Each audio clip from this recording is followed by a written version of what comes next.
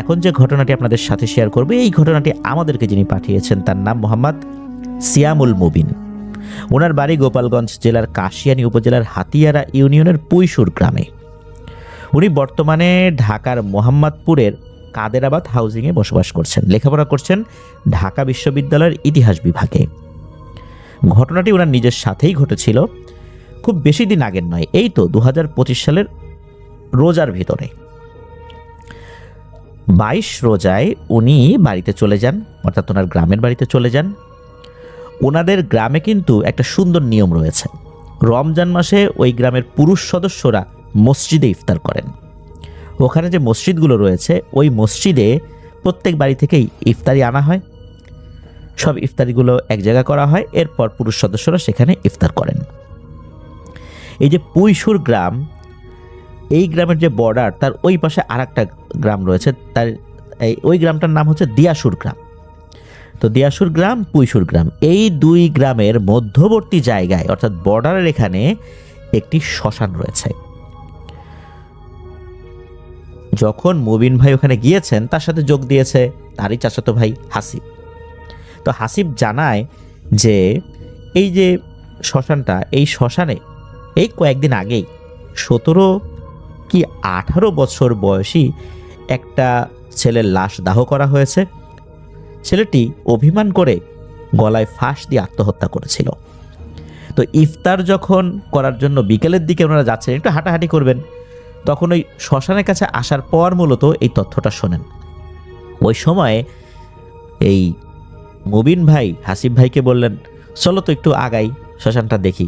তখন হাসিব ভাই বলছে, ভাই তোমার কি মাথাটা খারাপ হয়েছে নাকি? একটু পরে আজান দেবে, ইফতার করব আমরা, এখন তো ওই দিকটাতে যাওয়া ঠিক হবে না। উনি আবার বললেন, না সময় তো আছে, একটু হেঁটে আসি না, সমস্যা কি? কিছুটা সময় ওনারা হেঁটে আবার মসজিদের দিকে চলে আসেন। মসজিদের দিকে আসার পর ইফতারের সময় হয়ে যায়, ইফতার করেন। ইফতার করার পর তখন এই মুবিন ভাইয়ের ভিতরে আবার ওই দিকটাতে যাওয়ার একটা ঝোঁক চেপে বসে। ওখানে কিন্তু আরও একটা ব্যাপার ছিল, সেটা হচ্ছে যে ওই শ্মশানে অধিকাংশ ক্ষেত্রেই নাকি লাশগুলো পরিপূর্ণভাবে পোড়ানো হতো না।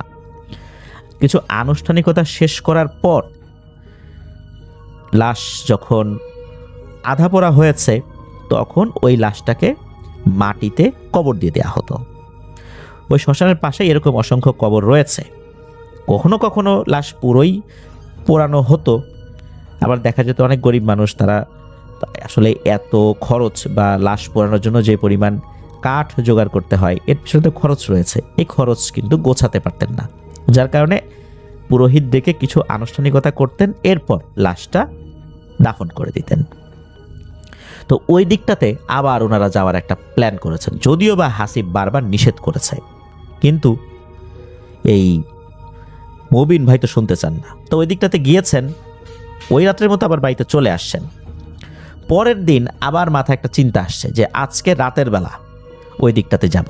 হাসিব তো রাজি না। হাসিবকে একরকম জোর করেই মুবিন ভাই ওই দিকটাতে নিয়ে যান। 24 রোজা কিন্তু চলছে তখন। তো ওই শ্মশানের ওখানে গিয়েছেন, যাওয়ার পর উনি বলছেন যে আচ্ছা ওই ছেলেটাকে কোথায় আধা পড়া অবস্থায় কবর দেওয়া হয়েছে? তখন হাসিব ছেলেটা বললেন, মানে হাসিব ভাই বললেন যে এই যে এইখানে। উনি আবার বলছেন যে কোথায় কবর দেয়া, ওটা তো উঁচু না, কিছু না। ওই সময় উনি হাঁটাহাঁটি করার একটা পর্যায়ে এসে হয় কি, ওই কবরের উপরেই ওনার পা পড়ে, যেখানে মাটিটা আলগা ছিল, কিছুটা উঁচু ছিল।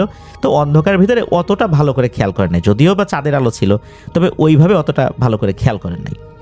মোবাইলে যেই ফ্ল্যাশ লাইটটা ছিল সেটাও জ্বালানো ছিল, আসলে সবসময় তো চারদিকে খেয়াল করা যায় না।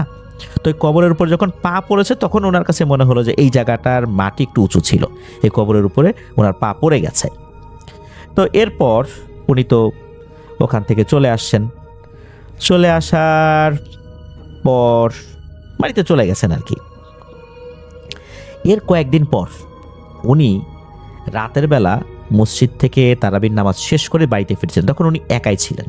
তো যেই পথ দিয়ে উনি আসছিলেন, ওই পথে খুব পুরনো একটা আম গাছ ছিল। তো ওই আম গাছের ওখানে উনি হঠাৎ করে একটা ভয়ঙ্কর জিনিস দেখতে পান। উনি দেখতে পান আম গাছের একটা ডালে লম্বা লিকলিকে দুটো পা ঝুলছে। ঝুলছে বলতে মনে হচ্ছে কেউ দুটো পা দোলাচ্ছে।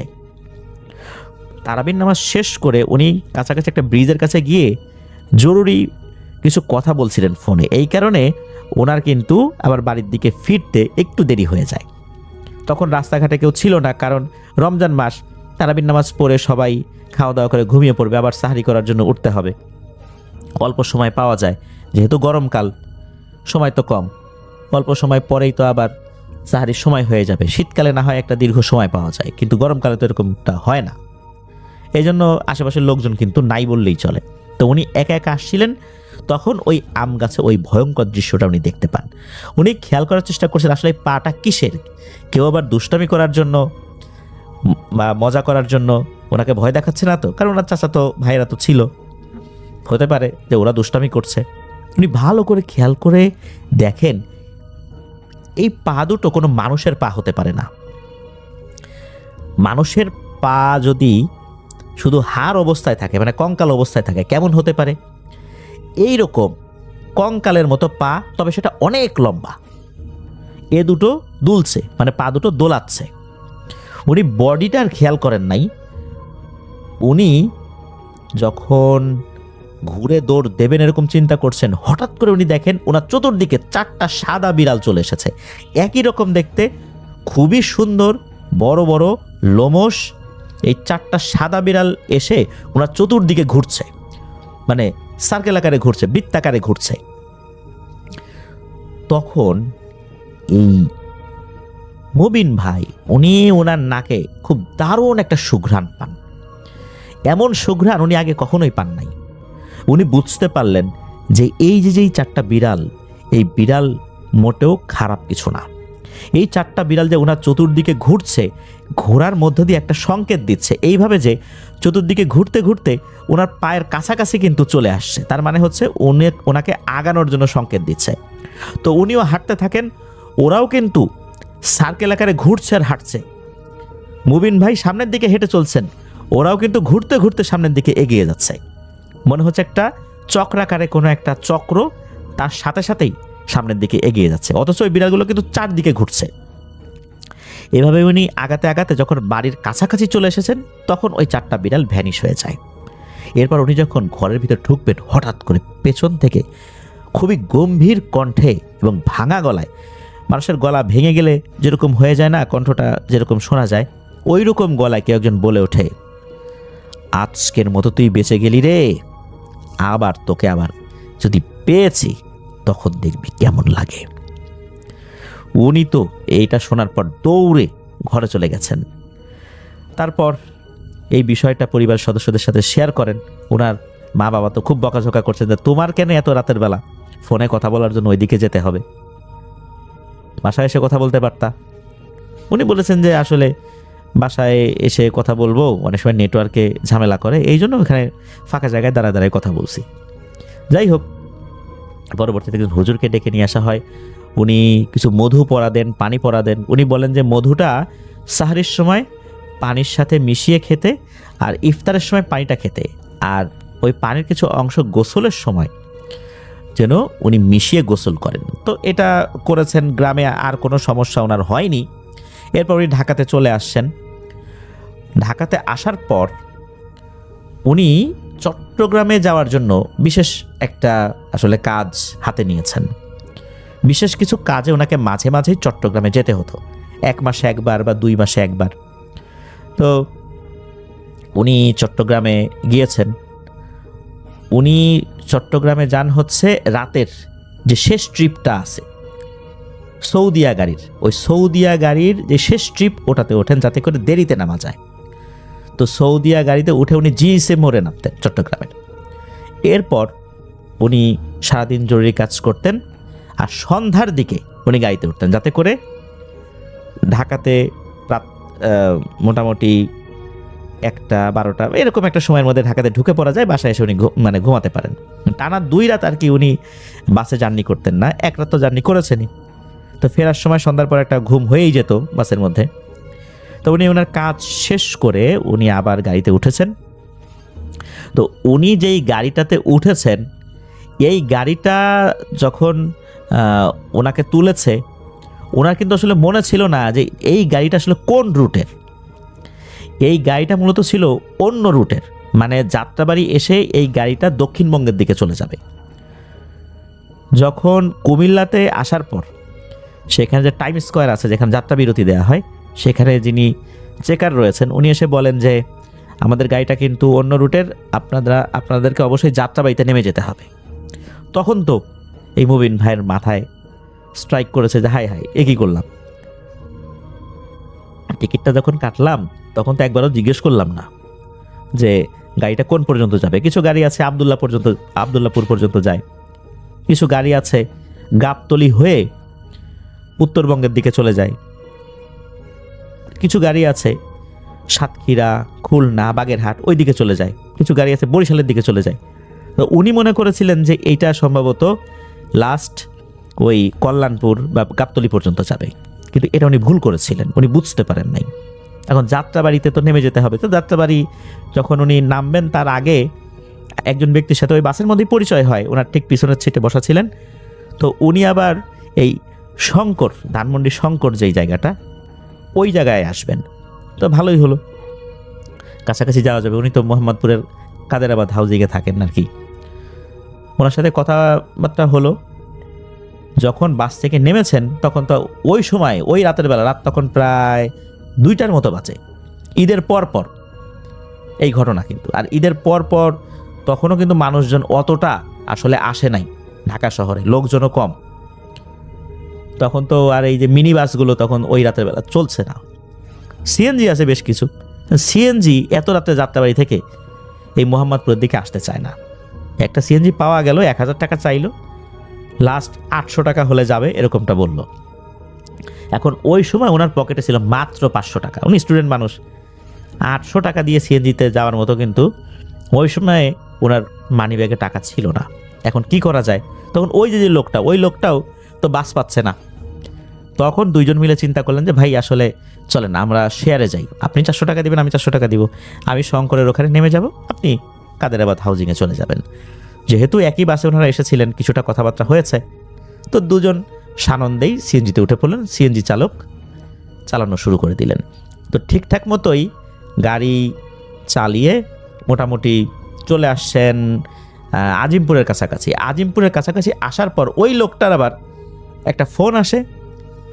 এরপর এই মুবিন ভাইকে বলেন যে ভাই আমি শঙ্কর পর্যন্ত যাব না, আমি ঢাকা কলেজের এখানে নেমে যাব, কিছু মনে করবেন না, আপনি একাই যান, আমি আমার ভাড়ার অংশটা দিয়ে দিচ্ছি।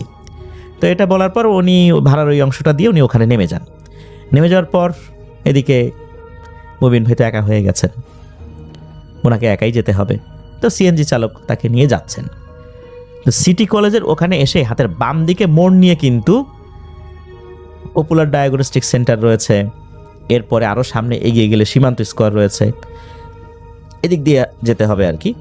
তো যখন পপুলার ডায়াগনস্টিক সেন্টারটা পার হয়েছে, হঠাৎ করে ওই সিএনজিটা আস্তে আস্তে স্লো হতে থাকে, মনে হচ্ছে আস্তে আস্তে স্লো হয়ে যাচ্ছে, অথচ রাস্তা কিন্তু একদম ফাঁকা।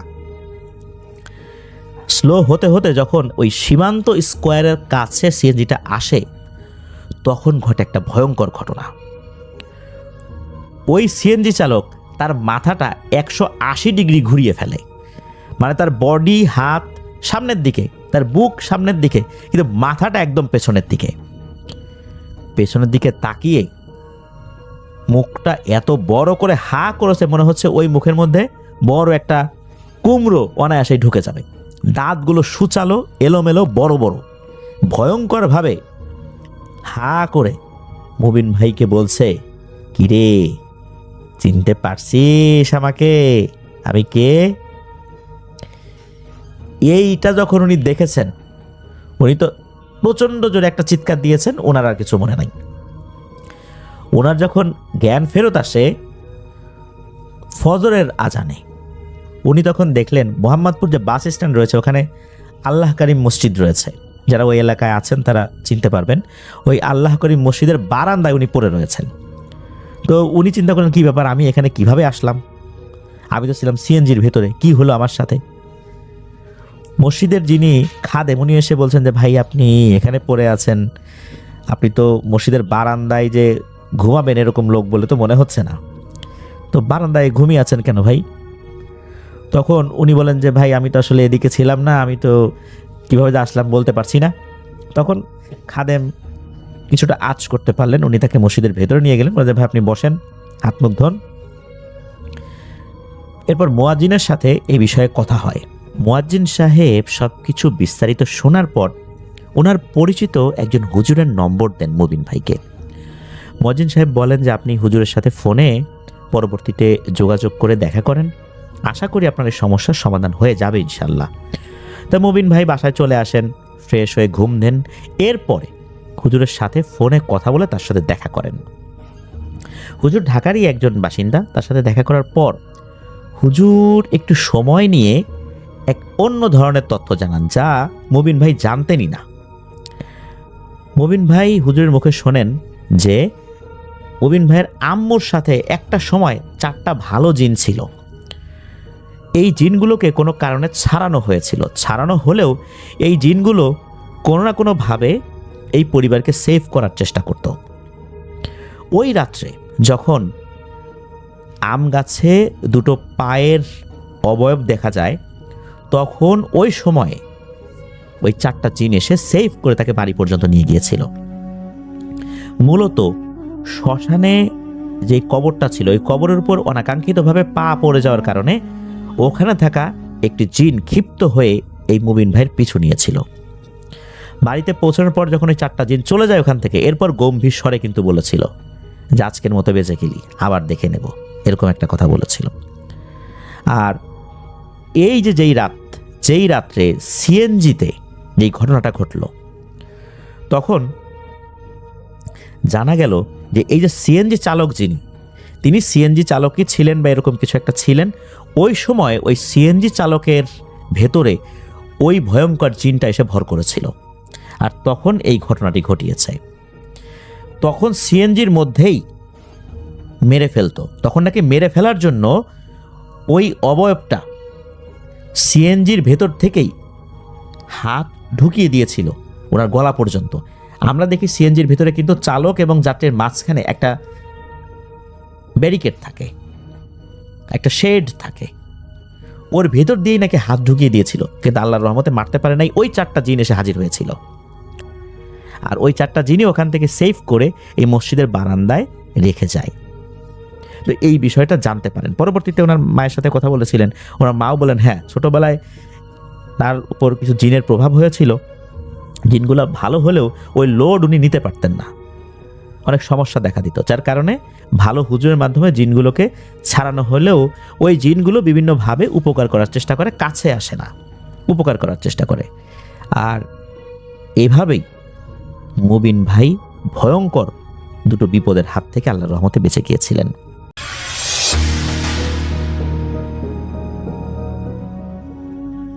চলুন ঘটনায় চলে যাব। ঘটনাটি ঘটেছিল 2023 সালের, যখন গ্রীষ্মকাল, তখন প্রচণ্ড গরম তখন পড়ছিল, এরকম একটা সময় হয়েছিল, এক্স্যাক্ট মাসের নামটা বলতে পারেন নাই। ঘটনাটি ওনাদের গ্রামেরই ঘটনা। ঘটনাটি মূলত 2জন ব্যক্তির সাথে ঘটেছিল, একজন বয়সে একদম ছোট, আর একজন মধ্যবয়স্ক ভদ্রলোক। ওই গ্রামে একজন মহিলা, যিনি পারিবারিক কলহের জেরে শ্বশুরবাড়ি থেকে বাবার বাড়িতে এসে আত্মহত্যা করে। আত্মহত্যাটা করার পর পরিবার থেকে যে কাজটি করে সেটি হচ্ছে যে খুবই দ্রুততার সাথে সেই লাশটি দাফন করে দেয়। কেননা তারা চাচ্ছিলেন না যে লাশটি এটা পোস্টমর্টেম হোক, পুলিশ আসুক, আইনি জটিলতা হোক, এটা চাচ্ছিলেন না। এটা যে আত্মহত্যা সেটা ওনারা খুব ভালো করেই জানেন, এর পেছনে কোনো হত্যার মোটিভ ছিল না। ওনাদের মোটামুটি জ্ঞাতসারেই এই মহিলা আত্মহত্যা করেছে। জ্ঞাতসারে বলতে এই অর্থে যে তিনি যে এই ধরনের একটা কাজ করবেন এমন একটা হিন্টস আগে থেকে দিয়েছিলেন, যে আমি এত অশান্তি সহ্য করতে পারতেছি না, আমি হয়তো আত্মহত্যা করবো, এরকম কিছু বলেছিলেন আর কি। তো পারিবারিক কলহের জেরেই উনি আত্মহত্যা করেন। আর ওনাকে যদিও বা বিভিন্ন সময় কাউন্সেলিং করা হয়েছে, বোঝানোর চেষ্টা করা হয়েছে, আসলে উনি পারিবারিক প্রেশারটা নিতে পারেন নাই, যার কারণে উনি আত্মহত্যা করেছিলেন। পরিবারের সদস্যরা এই বিষয়টা নিয়ে খুব বেশি ঝামেলা করতে চান নাই, বিধায়ী খুবই দ্রুততার সাথে লাশটা দাফন করে দেয়া হয়। ওই রাত্রেই কিছু ঘটনা ঘটে, তবে সেটা অল্প কিছু মানুষের মধ্যেই ছিল। যেমন এশার নামাজের পর লাশটির দাফন যখন হয়ে গেছে, ওই রাত্রে যখন অনেকেই গভীর রাত্রে বিশেষ করে বাড়িতে ফিরছিলেন, তখন ওনারা ওই কবরের পাশে, যেটা নতুন কবর হয়েছে, গ্রামের বেশ কিছু লোকজন তো জানতেন না যে এইখানে একটা কবর হয়েছে। আত্মহত্যা করেছে হয়তোবা আসরের পর, এরপর এশার নামাজের যখন ওয়াক্ত হয়েছে, নামাজ শেষেই দাফন করে দেওয়া হয়েছে, বা মাগরিবের আগে আত্মহত্যা করেছে, এশার নামাজের পরপরই দাফন করে দেওয়া হয়েছে। মানে হচ্ছে লাশটা নামানো, কিছু সময় অপেক্ষা করা, তারপর লাশ গোসল করানো, এতটুকু করতে যতটুকু সময় লাগে। তো গ্রামের অনেক লোকই তো বাইরে বেরিয়েছিলেন, যারা তখনও বাড়িতে ফেরেন নাই। আর 2023 সাল তো খুব বেশি দিন আগের কথা তো আর না। তখন তো বেশ চারদিকে আলো, অটোরিকশা চলাচল করছে, যাতায়াত ব্যবস্থাও ভালো, লোকজন তো গভীর রাত্রে আসা যাওয়া করছে। তো অনেকেই কিন্তু জানতেন না যে গ্রামে একটি আত্মহত্যার ঘটনা ঘটেছে আর এত দ্রুততার সাথে কবরও দেওয়া হয়েছে। তো যখন কিছু লোকজন ওই দিক দিয়ে যাচ্ছিলেন, তখন ওনারা দেখেছিলেন যে কবরস্থানের কাছে একটা সাদা কাপড় পরা ব্যক্তি, এটা যে পুরুষ না এটা বোঝা যাচ্ছে, একটা নারী অবয়বী হবে, ঘোরাফেরা করছে। তো ওনারা এটা দেখে খুব বেশি আসলে মাথা ঘামান নাই, ওনারা ওনাদের মতো চলে গেছেন। তো এমনটা কিন্তু ওই রাত্রে হয়েছে। তো এই ঘটনার খুব একটা আলোচনা শোনা যায় নাই 14 থেকে 15 দিন। কেউ কেউ এটা নিয়ে আলোচনা করেছেন, তবে সেটা অতটা মুখে মুখে ছড়ায় নাই। 14 থেকে 15 দিন পরে ঘটে একটি ভয়ঙ্কর ঘটনা। ওই গ্রামের একটি ছেলে, ওই কবরস্থানের কাছাকাছি ওর বাড়ি, ওর বাড়ির পাশেই রয়েছে একটি আখ ক্ষেত। তখন আখ হয়েছে, তো সে মাঝে মাঝেই ওই আখ ক্ষেত থেকে আখ ভেঙে নিয়ে এসে খেত। দিনের বেলা তখন জোহরের আজান দিয়েছে কি দেয় নাই, বা দিবে দিবে এরকম একটা সময় আর কি। তো ছেলেটা বাড়ির কাউকে কিছু না বলে আখ ক্ষেতের দিকে এগিয়ে গেছে। ছেলেটার বয়স 10 থেকে 12 বছর হবে, 12 বছরের উপরে হবে না আর কি, 10 বছরের কম হবে না, ওর বয়সের রেঞ্জটা 10 থেকে 12 বছর আর কি। ও তো মাঝে মাঝেই আশেপাশে যায়, গ্রামের ছেলে পেলে তো সবসময় আশেপাশে একা একাই ঘুরে অভ্যস্ত, যার কারণে বাড়ির পেছনে যাবে আখ খেতে, সবসময় তো আখ ক্ষেত থেকে আখ ভেঙে নিয়ে এসে খাই, এটা তো আর কাউকে বলে যাওয়ার প্রয়োজনীয়তা নাই। সে ওরকম চিন্তা করেই আখের খেতে গিয়েছে। তো আখের খেতে যখন গিয়েছে, ও দেখছে যে কোন আখটা ভাঙা যায়। তো এরকম দেখে দেখে সে একটু ভেতরের দিকে চলে গেছে। আখ ক্ষেত আমরা যারা দেখেছি, বিশেষ করে এই গ্যান্ডারি আখ যেগুলো, সেগুলো কিন্তু একরকমভাবে দাঁড়িয়ে থাকে। আবার কিছু দেশি আখ আছে, এক একটা জায়গায় এক এক নাম আর কি, সেগুলো অনেক সময় 5-6টা একসাথে এক করে মাঝখানে আখের যেই পাতা রয়েছে এটা দিয়ে একটু গিট দিয়ে রাখা হয়। তো ওই আখটা এরকমই ছিল, দেশি আখ আর কি, যেগুলো খুব শক্ত হয়, শক্ত টাইপের হয়। গ্যান্ডারি আখ তো একটু নরম। তো ও দেখছে যে কোনটা ভাঙা যায়। এরকম দেখতে দেখতে সে একটু ভেতরের দিকে চলে গেছে আখ ক্ষেতের। যখন সে ভেতরের দিকে গিয়েছে, তখন খসখস খসখস শব্দ হচ্ছে, মনে হচ্ছে সামনে থেকে খুব দ্রুত খসখস শব্দ করে এগিয়ে আসছে।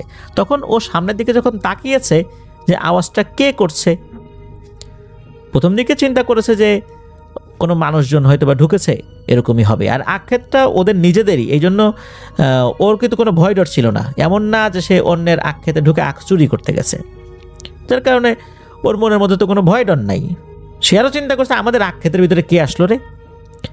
ও যখন তাকিয়েছে, ও দেখে সামনে আখ যেগুলো রয়েছে গুটি গুটি করে বাঁধা আর কি, এগুলো মনে হচ্ছে সরে সরে যাচ্ছে, মনে হচ্ছে যে অনেক উঁচু কোনো কিছু ওর দিকে এগিয়ে আসছে।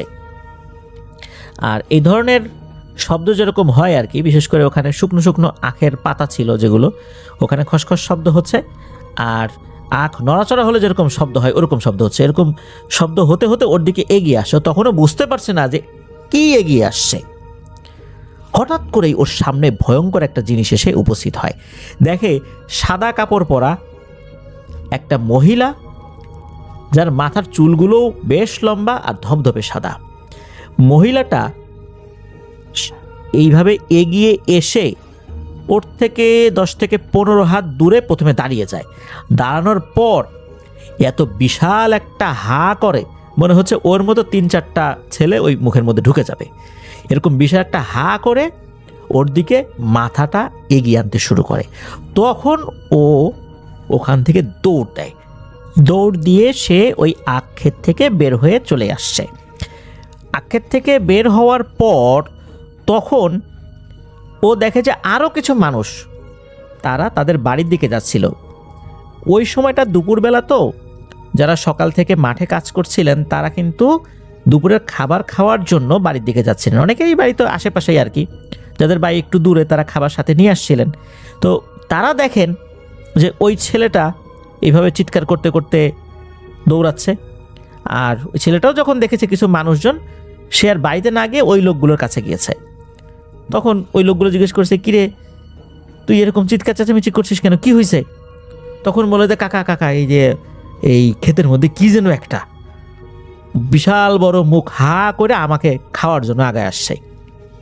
তখন ওনারা ওই দিকটাতে যান, তবে ওই দিকটাতে ওনারা কিছু না দেখলেও এই আখগুলো যে সরানো হয়েছে, অর্থাৎ ভারী কোনো কিছু যে ওই দিক দিয়ে এসেছে, এরকম একটা আলামত ওনারা বুঝতে পেরেছিলেন। তবে কোনো পায়ের ছাপ সেখানে দেখা যায়নি। ছেলেটাকে তো তারা বাড়িতে নিয়ে আসেন, বাড়ির সদস্যরাও জিজ্ঞেস করে, ছেলেটা একই কথা বলে। তো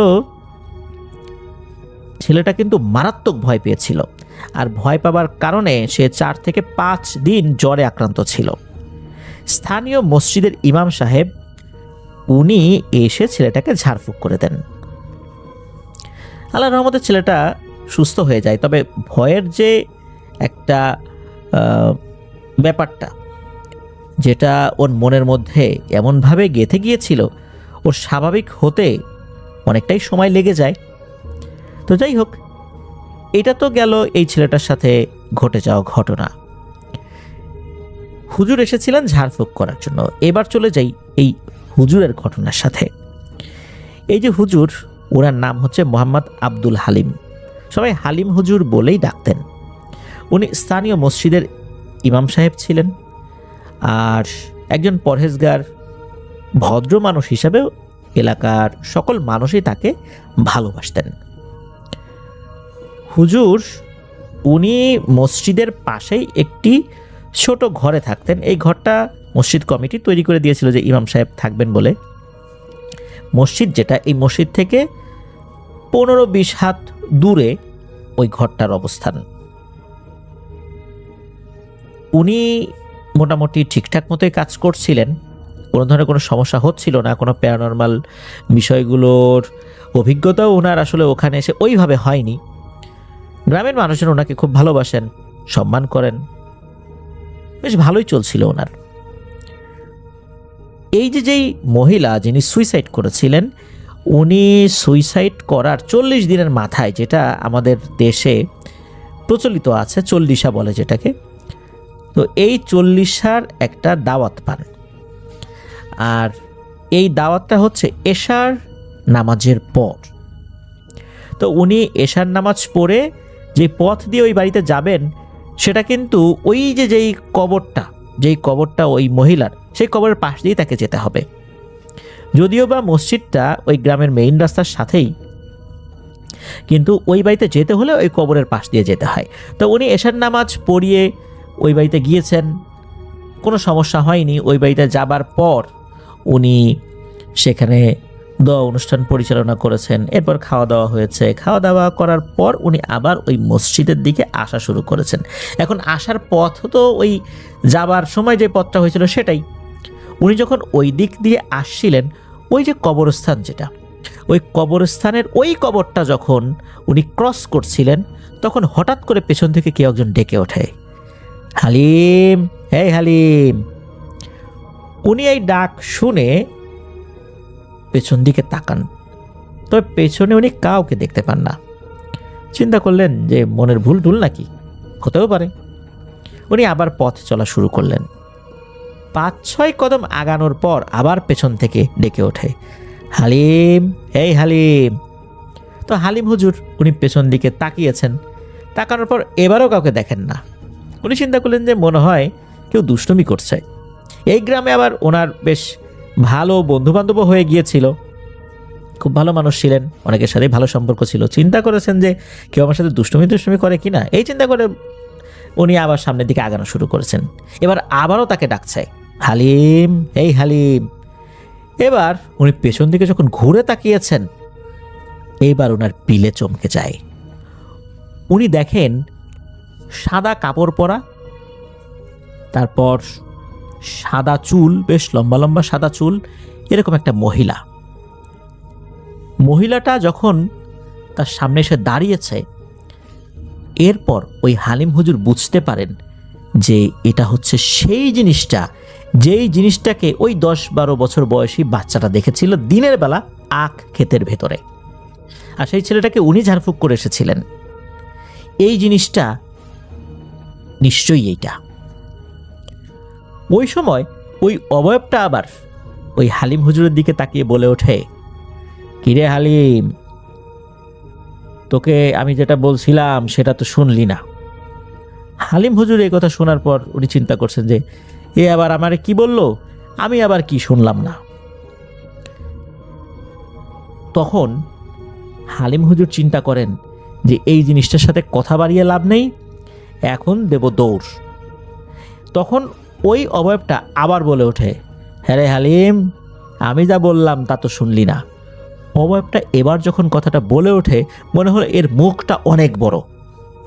কথা বললে মুখটা এত বিশাল বড় হয়ে যায়, এত বড় হা হয়ে যায়, মনে হয় এর ভিতরে কয়েকটা মানুষ অনায়াসে ঢুকে যেতে পারে। যখন এইটা উনি দেখলেন, প্রথমবার কিন্তু এটা দেখেন নাই, দ্বিতীয়বার এটা উনি দেখেছেন। এইটা দেখার পর উনি ঘুরে দিলেন এক দৌড়। যখন উনি দৌড় দিয়েছেন, উনি চিন্তা করছেন যে বেঁচে গেছি, কারণ কাছাকাছি কয়েকটা বাড়ি আছে। কিন্তু না, উনি যখন দৌড় দিয়েছেন, হঠাৎ করে ওনার পায়ের গোড়ালিতে মনে হলো অনেক শক্ত একটা বড় হাত খপ করে ধরে ফেললো। যখনই খপ করে ধরে ফেলেছে, তখন তো উনি আর ব্যালেন্স রাখতে পারেন নাই নিজের শরীরের। দৌড়ানো অবস্থায় যদি হঠাৎ করে কেউ পা চেপে ধরে, তখন কি মানুষ ব্যালেন্স রাখতে পারে? পারে না। উনি মাটির উপর হুড়মুড় করে পড়ে যান। হুড়মুড় করে পড়ে যাবার পর উনি ওনার পাটা ছাড়ানোর চেষ্টা করছিলেন, কিন্তু না, উনি পাটা ছাড়াতে পারছেন না। মনে হচ্ছে ওনাকে পেছন থেকে টেনে হিঁচড়ে কেউ নিয়ে যাচ্ছে, পা ধরে ওনাকে টানছে পেছন দিকে, উনিও পেছন দিকে চলে যাচ্ছেন। ওই অবস্থাতেই উনি কোনো রকমে যতটুকু আল্লাহর নাম স্মরণ করা যায় সেটা স্মরণ করে পাটা ছাড়ানোর যখন চেষ্টা করেছেন, তখন উনি ছাড়াতে সক্ষম হন আল্লাহর রহমতে। এরপর উনি উঠে আবার দিয়েছেন দৌড়। তবে এবার আর পেছন থেকে কেউ খপ করে ধরে নাই। তবে উনি ভয় পাচ্ছিলেন, এই বুঝি তার কাঁধের উপরে খপ করে কেউ ধরে, অথবা ঘাড়ের উপরে খপ করে ধরে, অথবা আবারও পায়ে খপ করে ধরে। কিন্তু আল্লাহর রহমতে এরকমটা হয়নি। উনি একটি কাছাকাছি বাড়িতে ঢুকে পড়েন আর সবাইকে ডাকতে থাকেন। লোকজন তো তখন জেগেই ছিল, রাত তো তখন বেশি হয় নাই।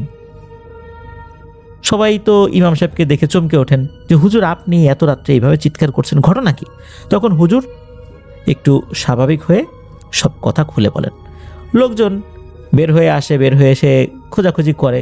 স্বাভাবিকভাবে আর কাউকে তো দেখা যাবে না, কারণ লোকজন আসলে তো এই জিনিসগুলো থাকেও না, অধিকাংশ সময় এটাই ঘটে। তো লোকজন কি করে, হুজুরকে তার ঘর পর্যন্ত দিয়ে আসে, মানে মসজিদের পাশে যে ঘরটা ছিল যেটাতে উনি থাকতেন। তো উনি ঘরে গিয়েছেন, উনি রাত্রে শুয়েছেন। গভীর রাত্রে ওনার ঘুম ভেঙে যায় কারো হাঁটাহাঁটির শব্দে। মনে হচ্ছে যে ওনার ঘরের পাশ দিয়ে কেউ হাঁটছে। তবে এই হাঁটাহাঁটির শব্দ ওনার জন্য আসলে নতুন কিছু ছিল না, কেননা রাস্তার পাশেই তো মসজিদ, আর ওখানেই তো ওনার থাকার ঘর। তাই রাস্তা দিয়ে যদি কোনো বাইক যায়, অটোরিকশা যায়, সেই শব্দ কিন্তু ওনার কানে আসে, আর সেই শব্দে রাতের বেলা তার ঘুমও ভেঙে যায়। আর গভীর রাত্রেও ওদিক দিয়ে অনেক লোকই চলাচল করে, যার কারণে এটা নতুন কিছু না। তবে উনি প্রথম রাত্রে এই বিষয়টা স্বাভাবিক মনে করলেও দ্বিতীয় রাত্রে যখন একই শব্দ শুনেছেন, উনি খেয়াল করলেন যে এটা রাস্তার সাইড থেকে আসছে না, শব্দটা আসছে রাস্তার অপোজিট সাইড থেকে, অর্থাৎ রাস্তার যেই পাশে ঘর সেখান থেকে না, যেই পাশে কোনো কিছু নাই, ঝোপঝাড় মনে হচ্ছে ওই দিক থেকে শব্দটা আসছে। উনি তো অবাক হলেন, ঘটনা কি?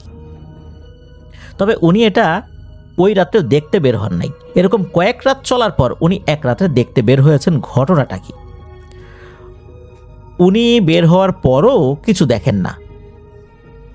উনি যখন ঘরে ঢোকেন তখন আবার হাঁটাহাঁটির শব্দ শোনা যায়, আবার বের হন, কিছু দেখেন না। একটা পর্যায়ে বিরক্ত হয়ে উনি আবার ঘরে ঢুকে শুয়ে পড়েন। এরকম হয়েছে বেশ কয়েক রাত। এক রাত্রে হয় কি, ইলেকট্রিসিটি চলে যায়।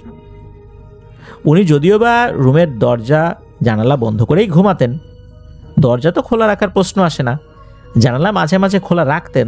তবে এই টাইপের ঘটনার কারণে উনি বেশ কয়েক রাত জানালা বন্ধ রেখেছিলেন। তবে এক রাত্রে ইলেকট্রিসিটি চলে গেছে, গরমও পড়েছে বেশ। ওই রাত্রে উনি জানালা খোলা রাখতে বাধ্য হয়েছিলেন। তো জানালার পাশেই শুয়েছিলেন, একটা হাত পাখাও ছিল, কারণ ফ্যান তো চালানো যাচ্ছে না, ইলেকট্রিসিটি নাই। হাত পাখা দিয়ে বাতাস করছেন নিজেকে। কোনো একটা সময় উনি ঘুমিয়ে পড়েন। ওনার ঘুম ভেঙে যায় এক ধরনের গোংরানির আওয়াজে। গোংরানির আওয়াজ কোথা থেকে আসে? উনি ঘুম থেকে উঠে খাটের উপর বসে চিন্তা করছেন আওয়াজটা কোন দিক থেকে আসছে। উনি বুঝতে পারলেন আওয়াজটা ওনার মাথার কাছে জানালাটা খোলা আছে, ওই দিক থেকেই আসছে। তো উনি উঠেছেন যে কি ব্যাপার, আওয়াজটা কে করে। চিন্তা করেছেন হয়তো বা কুকুর করছে, কেননা অনেক সময় দুটো কুকুর যদি মুখোমুখি হয় তখন কিন্তু এরকম শব্দ করে। এই চিন্তা করে উনি জানালার দিকে যখন তাকিয়েছেন, শুরুতে অবশ্য কিছু দেখেন নাই। উনি একটু মাথাটা বের করেছেন যে জিনিসটা কি, কিসের শব্দ করে। দূর থেকে তো আসলে বোঝা যায় না, অন্ধকার, জানালা শিক আছে। এখন একদম শিকের কাছে যখন মাথাটা নিয়ে আসছেন, নজরটা বের করেছেন যে বাইরে কি এরকম আওয়াজ করছে, তখন হঠাৎ করে ওনার চোখের সামনে একটা জিনিস চলে আসে। মানে এই নাই, হঠাৎ করে সামনে চলে আসছে। আর সেই জিনিসটা হচ্ছে সেই সাদা শাড়ি পরা, সাদা চুলওয়ালা, লম্বা মুখের সেই মহিলাটা। এসেই বলছে, কি রে হালিম, তোকে কি বলছিলাম, কথা তো শুনলি না। হঠাৎ করে চোখের সামনে যখন এরকম ভয়ঙ্কর জিনিসটা চলে আসছে, উনি ধর্মর করে বিছানা থেকে লাফিয়ে নিচে পড়ে যান। এরপর উনি দরজা খুলে উনি দৌড় দিবেন এরকম চিন্তা করেছেন। উনি যখন দরজা খুলে দৌড় দেবেন, উনি চিন্তা করলেন যে দরজা খুলে আমি যাবোটা কোথায়, এই জিনিসটা তো বাইরেই দাঁড়ায় আছে। উনি চিন্তা করলেন যে জানালাটা বন্ধ করে দিই। এখন জানালার কাছে তো ওই জিনিসটা, জানালা বন্ধ করবেন কিভাবে? উনি যখন ঘুরে আবার জানালার দিকে তাকিয়েছেন, তখন দেখেন ওই জিনিসটা নাই। তখন উনি দ্রুত জানালা বন্ধ করে দেন। জানালা যখন উনি বন্ধ করতে যাচ্ছিলেন, তখন ওনার কাছে মনে হয় যে এখনই যদি আবার সামনে চলে আসে।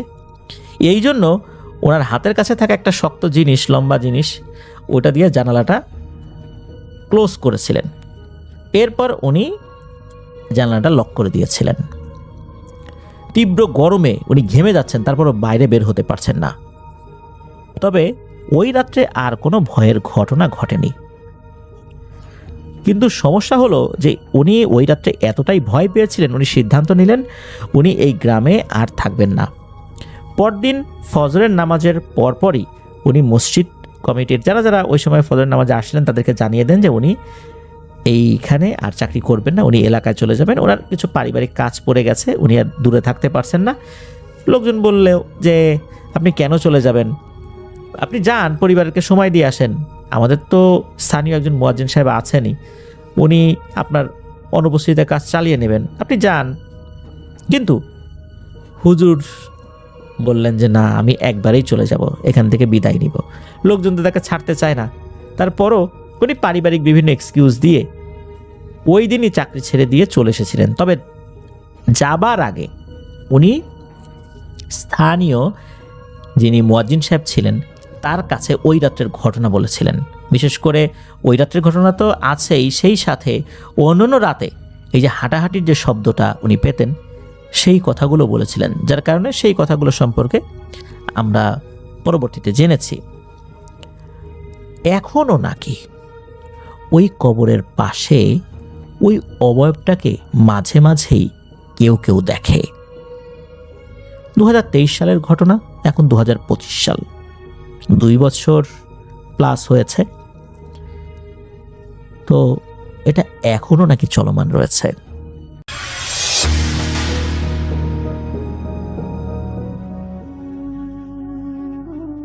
আসসালামু আলাইকুম, আমি মিনহাজ। আমার বাসা শাওয়ারের পল্লী বিদ্যুৎ।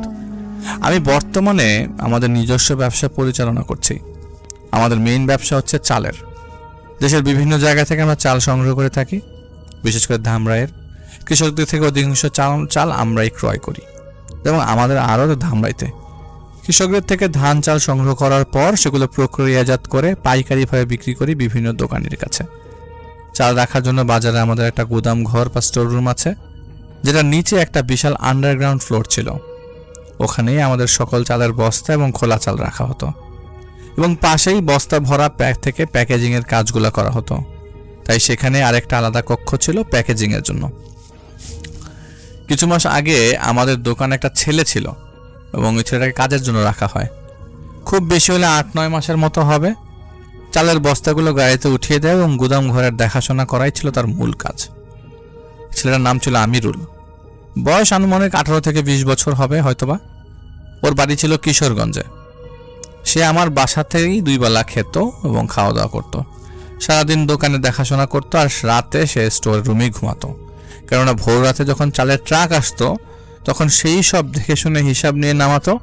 মেমো কাগজ যা যা বোঝার লাগে সব কিছু বুঝে নিত, বুঝিয়ে দিত। তাছাড়া প্যাকেজিং করার পর লেবাররা চলে গেলে সেগুলো সব ঠিক আছে কিনা দেখতো। আমার আব্বার চাচাও চলে আসতো যেদিন চালের ট্রাক গুদামে ঢুকবে। ফ্যামিলি বিজনেস, তাই কাকাও জড়িত ছিলেন। এদিকে আমিরুলও ভালোই কাজ করছিল, বেশ ভদ্র ছেলে। কিছু পড়াশোনাও জানে সে, তবে সংসারের অভাব ছিল তাই বেশি পড়তে পারেনি। ওর বাবা মা বাড়িতেই থাকতো, তাই সে মাঝে মাঝে ছুটি নিয়ে তাদের দেখতে যেত। তেমনি একবার সে আমার কাছে এসে বলল, মিনহাজ ভাই, আমার কয়েকটা দিন ছুটি দেন, আমি একটু বাপ মারে দেখতে যেতে চাই। আমি বললাম, ঠিক আছে, তুই যাইতে চাইতেছিস ভালো কথা, কালকের পরের দিন মানে পরশু দিন যা। আজকে তো চালের গাড়ি আসবো ভোরে, কাজটা শেষ করেই যা, আর রাতে আমি বাসায় যাওয়ার সময় তোর বেতন দিয়ে দিব না। তা আমিরুল খুশি হয়ে কাজে মন দিল। ছেলে ছোট মানুষ, কিন্তু খুব দায়িত্ব নিয়ে কাজ করে। ওরা দেখলে ওর আচরণ সবাই মুগ্ধ হবে। ভালো একটা ছেলে, সব গুণাগুণই ওর মধ্যে আছে। এই কয়েক মাসে সে তার কাজ দিয়ে তা প্রমাণ করেছে। রাতে আমিরুল টাকা নিতে আসলো। আমি তাকে তার বেতন বাবদ যা পাওনা তা দিয়ে আরও 1000 বেশি দিয়ে বললাম, এটা দিয়ে তোর আব্বারে কিছু কিনে নিয়ে যাইস। টাকা হাতে নিয়ে সে তো মহা খুশি। আসলে এইটুকু ছেলে সংসার, বাবা মায়ের দায়িত্ব কাঁধে নিয়ে নিয়েছে। ছোট একটা বোন ছিল, তারও নাকি বিয়ে দিয়েছে। তাদের এলাকায় রাজমিস্ত্রি জোগালি কাজ করে ছেলেটা, কিন্তু পরিশ্রম বেশি আর পারিশ্রমিক কম হওয়াতে পরে ঢাকায় চলে আসছে। যাই হোক, সেই টাকা নিয়ে তার মতো চলে গেল। সব কাজ শেষ করে চাল আসলে সেগুলো রাখার জায়গাটা ঝাড়ু দিয়ে পরিষ্কার করে আমিরুলও তার মতো গুদাম ঘরে ঘুমাতে চলে গেল। আমিও দোকান বন্ধ করে আমার মতো বাসায় চলে আসি। পরের দিন সকালে চালের গাড়ি আসলে সে সব কাজ গুছিয়ে আমার আরেক কর্মচারীকে বুঝিয়ে দিয়ে তার বাড়িতে যায়। গ্রামের বাড়িতে 2-3 দিন থেকে আমিরুল আবার কাজে ফেরত আসে। আমাদের চালের যে গোডাউনটা ছিল, সেই গোডাউনের ভেতরেই ঘুমাতো আমিরুল। তাছাড়া রাতে একজন সিকিউরিটিরও দরকার হয়, তাই ও থাকায় আর সেটা প্রয়োজন হতো না। ওই গোডাউনটা ছিল এমন, যার এক পাশে চালের বস্তা রাখা থাকতো, আর এক পাশে খোলা চাল রাখা থাকতো। 2 পাশেই চাল রাখা হতো, আর মাঝখানে হাঁটার জন্য অল্প জায়গা ছিল। আর পাশেই একটা ঘর আছে, সেখানে চাল বাছাই প্যাকেজিং করা হতো। আর গোডাউনের বাইরে আমাদের দোকানের বা আড়ত বলতে পারেন, ওখানে শুধু স্যাম্পলগুলো রাখা হতো চালের। তো দিনের বেলা আমিরুল সেখানে কাজ করতো, যেহেতু এটা পাইকারি আড়ত ছিল। ওগুলো দেখাশোনা করতো আর টুকটাক হিসাব রাখতো। আমিরুল 2-3 দিন পর বাড়ি থেকে যখন আসার পর থেকে আমি খেয়াল করি যে আমিরুলের মধ্যে অনেকটা পরিবর্তন দেখা যাচ্ছে। আগেই বলেছি, এমনিতে আমিরুল ছেলেটা যথেষ্ট ভদ্র এবং শান্ত স্বভাবের, কিন্তু হঠাৎ করে ছেলেটার স্বভাবের পরিবর্তন ঘটল। কথাবার্তা কেন যেন কিভাবে বলছে, অঙ্গভঙ্গি দেখে মনে হচ্ছে ওই ছেলে না, একটা মেয়ে। নর্মালি মেয়েরা যেমন ফিটফাট থাকতে পছন্দ করে, আমিরুলও সেরকম পরিপাটি থাকতে শুরু করলো। তাছাড়া মেয়েদের হাঁটার স্টাইল যেমন একটু ভিন্ন হয়, আমিরুলের মধ্যে তেমন একটা মেয়েলি পরিবর্তন দেখা যাচ্ছে। আমি আমিরুলের বিষয়টা ভালোভাবে লক্ষ্য করি। এদিকে আশেপাশের সবাইও বলে যে মিনহাজ ভাই, আমিরুলের কি কিছু হয়েছে? ও কি মেয়েটে হয়ে গেল কিনা, নাকি কোনো রোগ হয়েছে? বেশ বিরক্ত লাগতো মানুষের কথা। এরপর একদিন আমি আমিরুলকে জিজ্ঞাসা করি, কি রে তোর কি হয়েছে? তুই এরকম অঙ্গভঙ্গি করছিস কেন? আর মেয়েলি মেয়েলি একটা স্বভাব, তোর মধ্যে সমস্যা কি? আমিরুল উত্তর দেয়, কই ভাই, না তো এরকম তো কিছু না, একটু একটু নিজেকে একটু গুছায় রাখি। এটা কি কোনো দোষ? এ কথা বলে সে পাশ কেটে চলে যায়। কিন্তু তার সে মেয়েলি স্বভাবটা বেশ স্পষ্ট বোঝা গেল। রাগ হলেও ভাবলাম যে না থাক, ও কিভাবে থাকবে এটা ওর ব্যাপার, কাউকে তার বিরক্ত করে না ছেলেটা। আমার কাজ ঠিকভাবে করলেই হলো, এরপরে কে কি করবে সেটা তার ব্যাপার। এরপর একদিন রাতের বেলা গোডাউনের চালের ট্রাক আসবে। বিভিন্ন জেলা থেকে যখন রাতে চাল আসে ট্রাকে করে, অনেক সময় ভোর রাতে বাবা আর কাকা গোডাউনে আসে চাল নামানোর জন্য, চাল দেখার জন্য যে কত মন চাল আসছে বা কয়টা ট্রাক আসছে, কিভাবে কি সব কিছু ঠিকঠাক আছে কিনা। তো সেদিন আমিরুল রাতে যখন ডিউটি করছে তখন আব্বা বাড়িতে চলে আসলো। কাকা কি মনে করে বলে, আমিরুল আজকে রাতে আমি তোর সাথেই থেকে যাই, আর যেহেতু আজকে রাতে গোডাউনে মাল বেশি ঢুকবে তাই তোর সাথেই আমি থাকি আজকে, এতে হিসাব রাখতে সুবিধা। তাছাড়া এখন বাড়ি গিয়ে আবার আসতে ভালো লাগবে না, এমনিতে আমার হাঁটুতে ব্যথা করছে। সেদিন রাতে কাকা গোডাউনে থাকে, আমি আর আব্বা বাড়িতে চলে আসি। রাতে খাওয়া দাওয়া করার পর আমিরুল আর কাকা শুয়ে পড়ে। যেহেতু আমিরুল গোডাউনে থাকতো তাই ওর ঘুমানোর জন্য একটা চৌকি খাট পাতা ছিল, চৌকি সিস্টেমের আর কি। ওই দিন কাকা থেকে যাওয়াতে আমিরুল ফ্লোরে ঘুমায় আর কাকা শোয় চৌকিতে। তার শোয়ার এক পর্যায়ে রাত তখন 1:20 বা একটু বেশি বাজে। হঠাৎ কাকা খেয়াল করে একটা শব্দ তার কানে আসছে, ঘুঙরুর শব্দ, যেরকম সেরকম শব্দ, সুরে সুরে কেউ গান গাচ্ছে গুনগুন করে। ঘুঙরুর শব্দের সাথে সাথে গানের শব্দে তার ঘুম ভেঙে যায়। উনি ওঠেন, আশেপাশে তাকায়। যেহেতু ধামরাই এলাকা, তাছাড়া গোডাউনের পেছনে ডোবা টাইপ ছিল, খালের সাথে সংযোগ ওইটা। অনেকেই দিনের বেলায় মাছ ধরতে আসে এদিকে, কয়েকজন তো স্রোতে পরে মারাও যায় মাঝে মাঝে। তাই সেই জায়গাটার আশেপাশে তেমন একটা ভালো ছিল না। তারপরে এত রাতে এমন ঘুঙুরের আওয়াজ, নুপুরের আওয়াজ হলে না হয় একটা কথা ছিল, গান গাওয়ার শব্দ তো আবার আসছে। গোডাউনে তখন চুরি করার সম্ভাবনা ছিল। গোডাউনে তখন অল্প আলোর লাল লাইট জ্বালানো ছিল। কাকা তখন উঠে যায়। ওঠার পরপর উনি দেখেন আমাদের গোডাউনের এক পাশে যেখানে চাল রাখা প্যাকেজিংয়ের জন্য প্রস্তুত করে পাইকারদের কাছে দিবে, তার অপর পাশের বস্তাগুলো সাজিয়ে রাখা 50 কেজি 25 কেজি চালের বস্তা দিয়ে। তো উনি উঠে দেখে সেই দুই জায়গার মাঝখান দিয়ে কেউ একজন হাঁটছে, হেঁটে হেঁটে কেউ ওনার দিকে কাছে আসছে, ওনার কাছে আসছে। হাঁটাটা এরকম ছিল যে হিজড়ারা যেভাবে হেঁটে আসলে যেমন হেলে দুলে আসে, অথবা অনেক ছেলে নৃত্যশিল্পীরা যেভাবে হাঁটে ঠিক সেভাবে হেলে দুলে হেঁটে হেঁটে আসছে। আর এতক্ষণ ধরে সেই লোকটাই গান গাচ্ছে, ওর পা থেকেই ঘুঙুরের শব্দ আসছে। উনি একটু হক চকিয়ে যায়। উনি ভাবে কি ব্যাপার, আমাদের চালের আড়তে এরকম ঘুঙরু পরে কে আসবে? উনি উঠে আমিরুলকে ডাকতে থাকে, এই আমিরুল, কোথায় গেলি রে? উনি ডাকতে থাকে, কিন্তু আমিরুলের কোনো সারা শব্দ পায় না।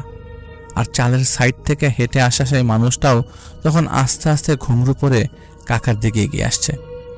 সেটা সামনে আসার পর কাকা দেখে এটা কেউ নয়, এটা আমিরুলই। কাকা বেশ রেগে যায়, এত রাতের বেলা ঘুম নষ্ট হয়েছে, তার এখন আমি অদ্ভুত কাণ্ড করেছে।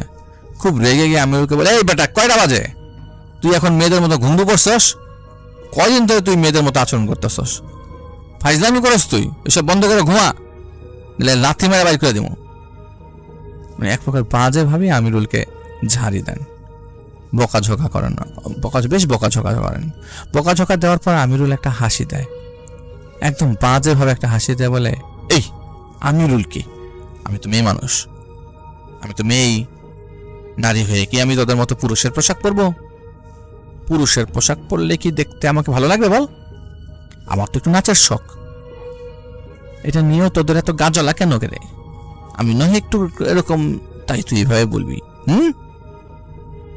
কাকা এমনিতে রেগে আসে, তার উপরে সব বলার কারণে তখন আরো বিরক্ত হয়ে যায়।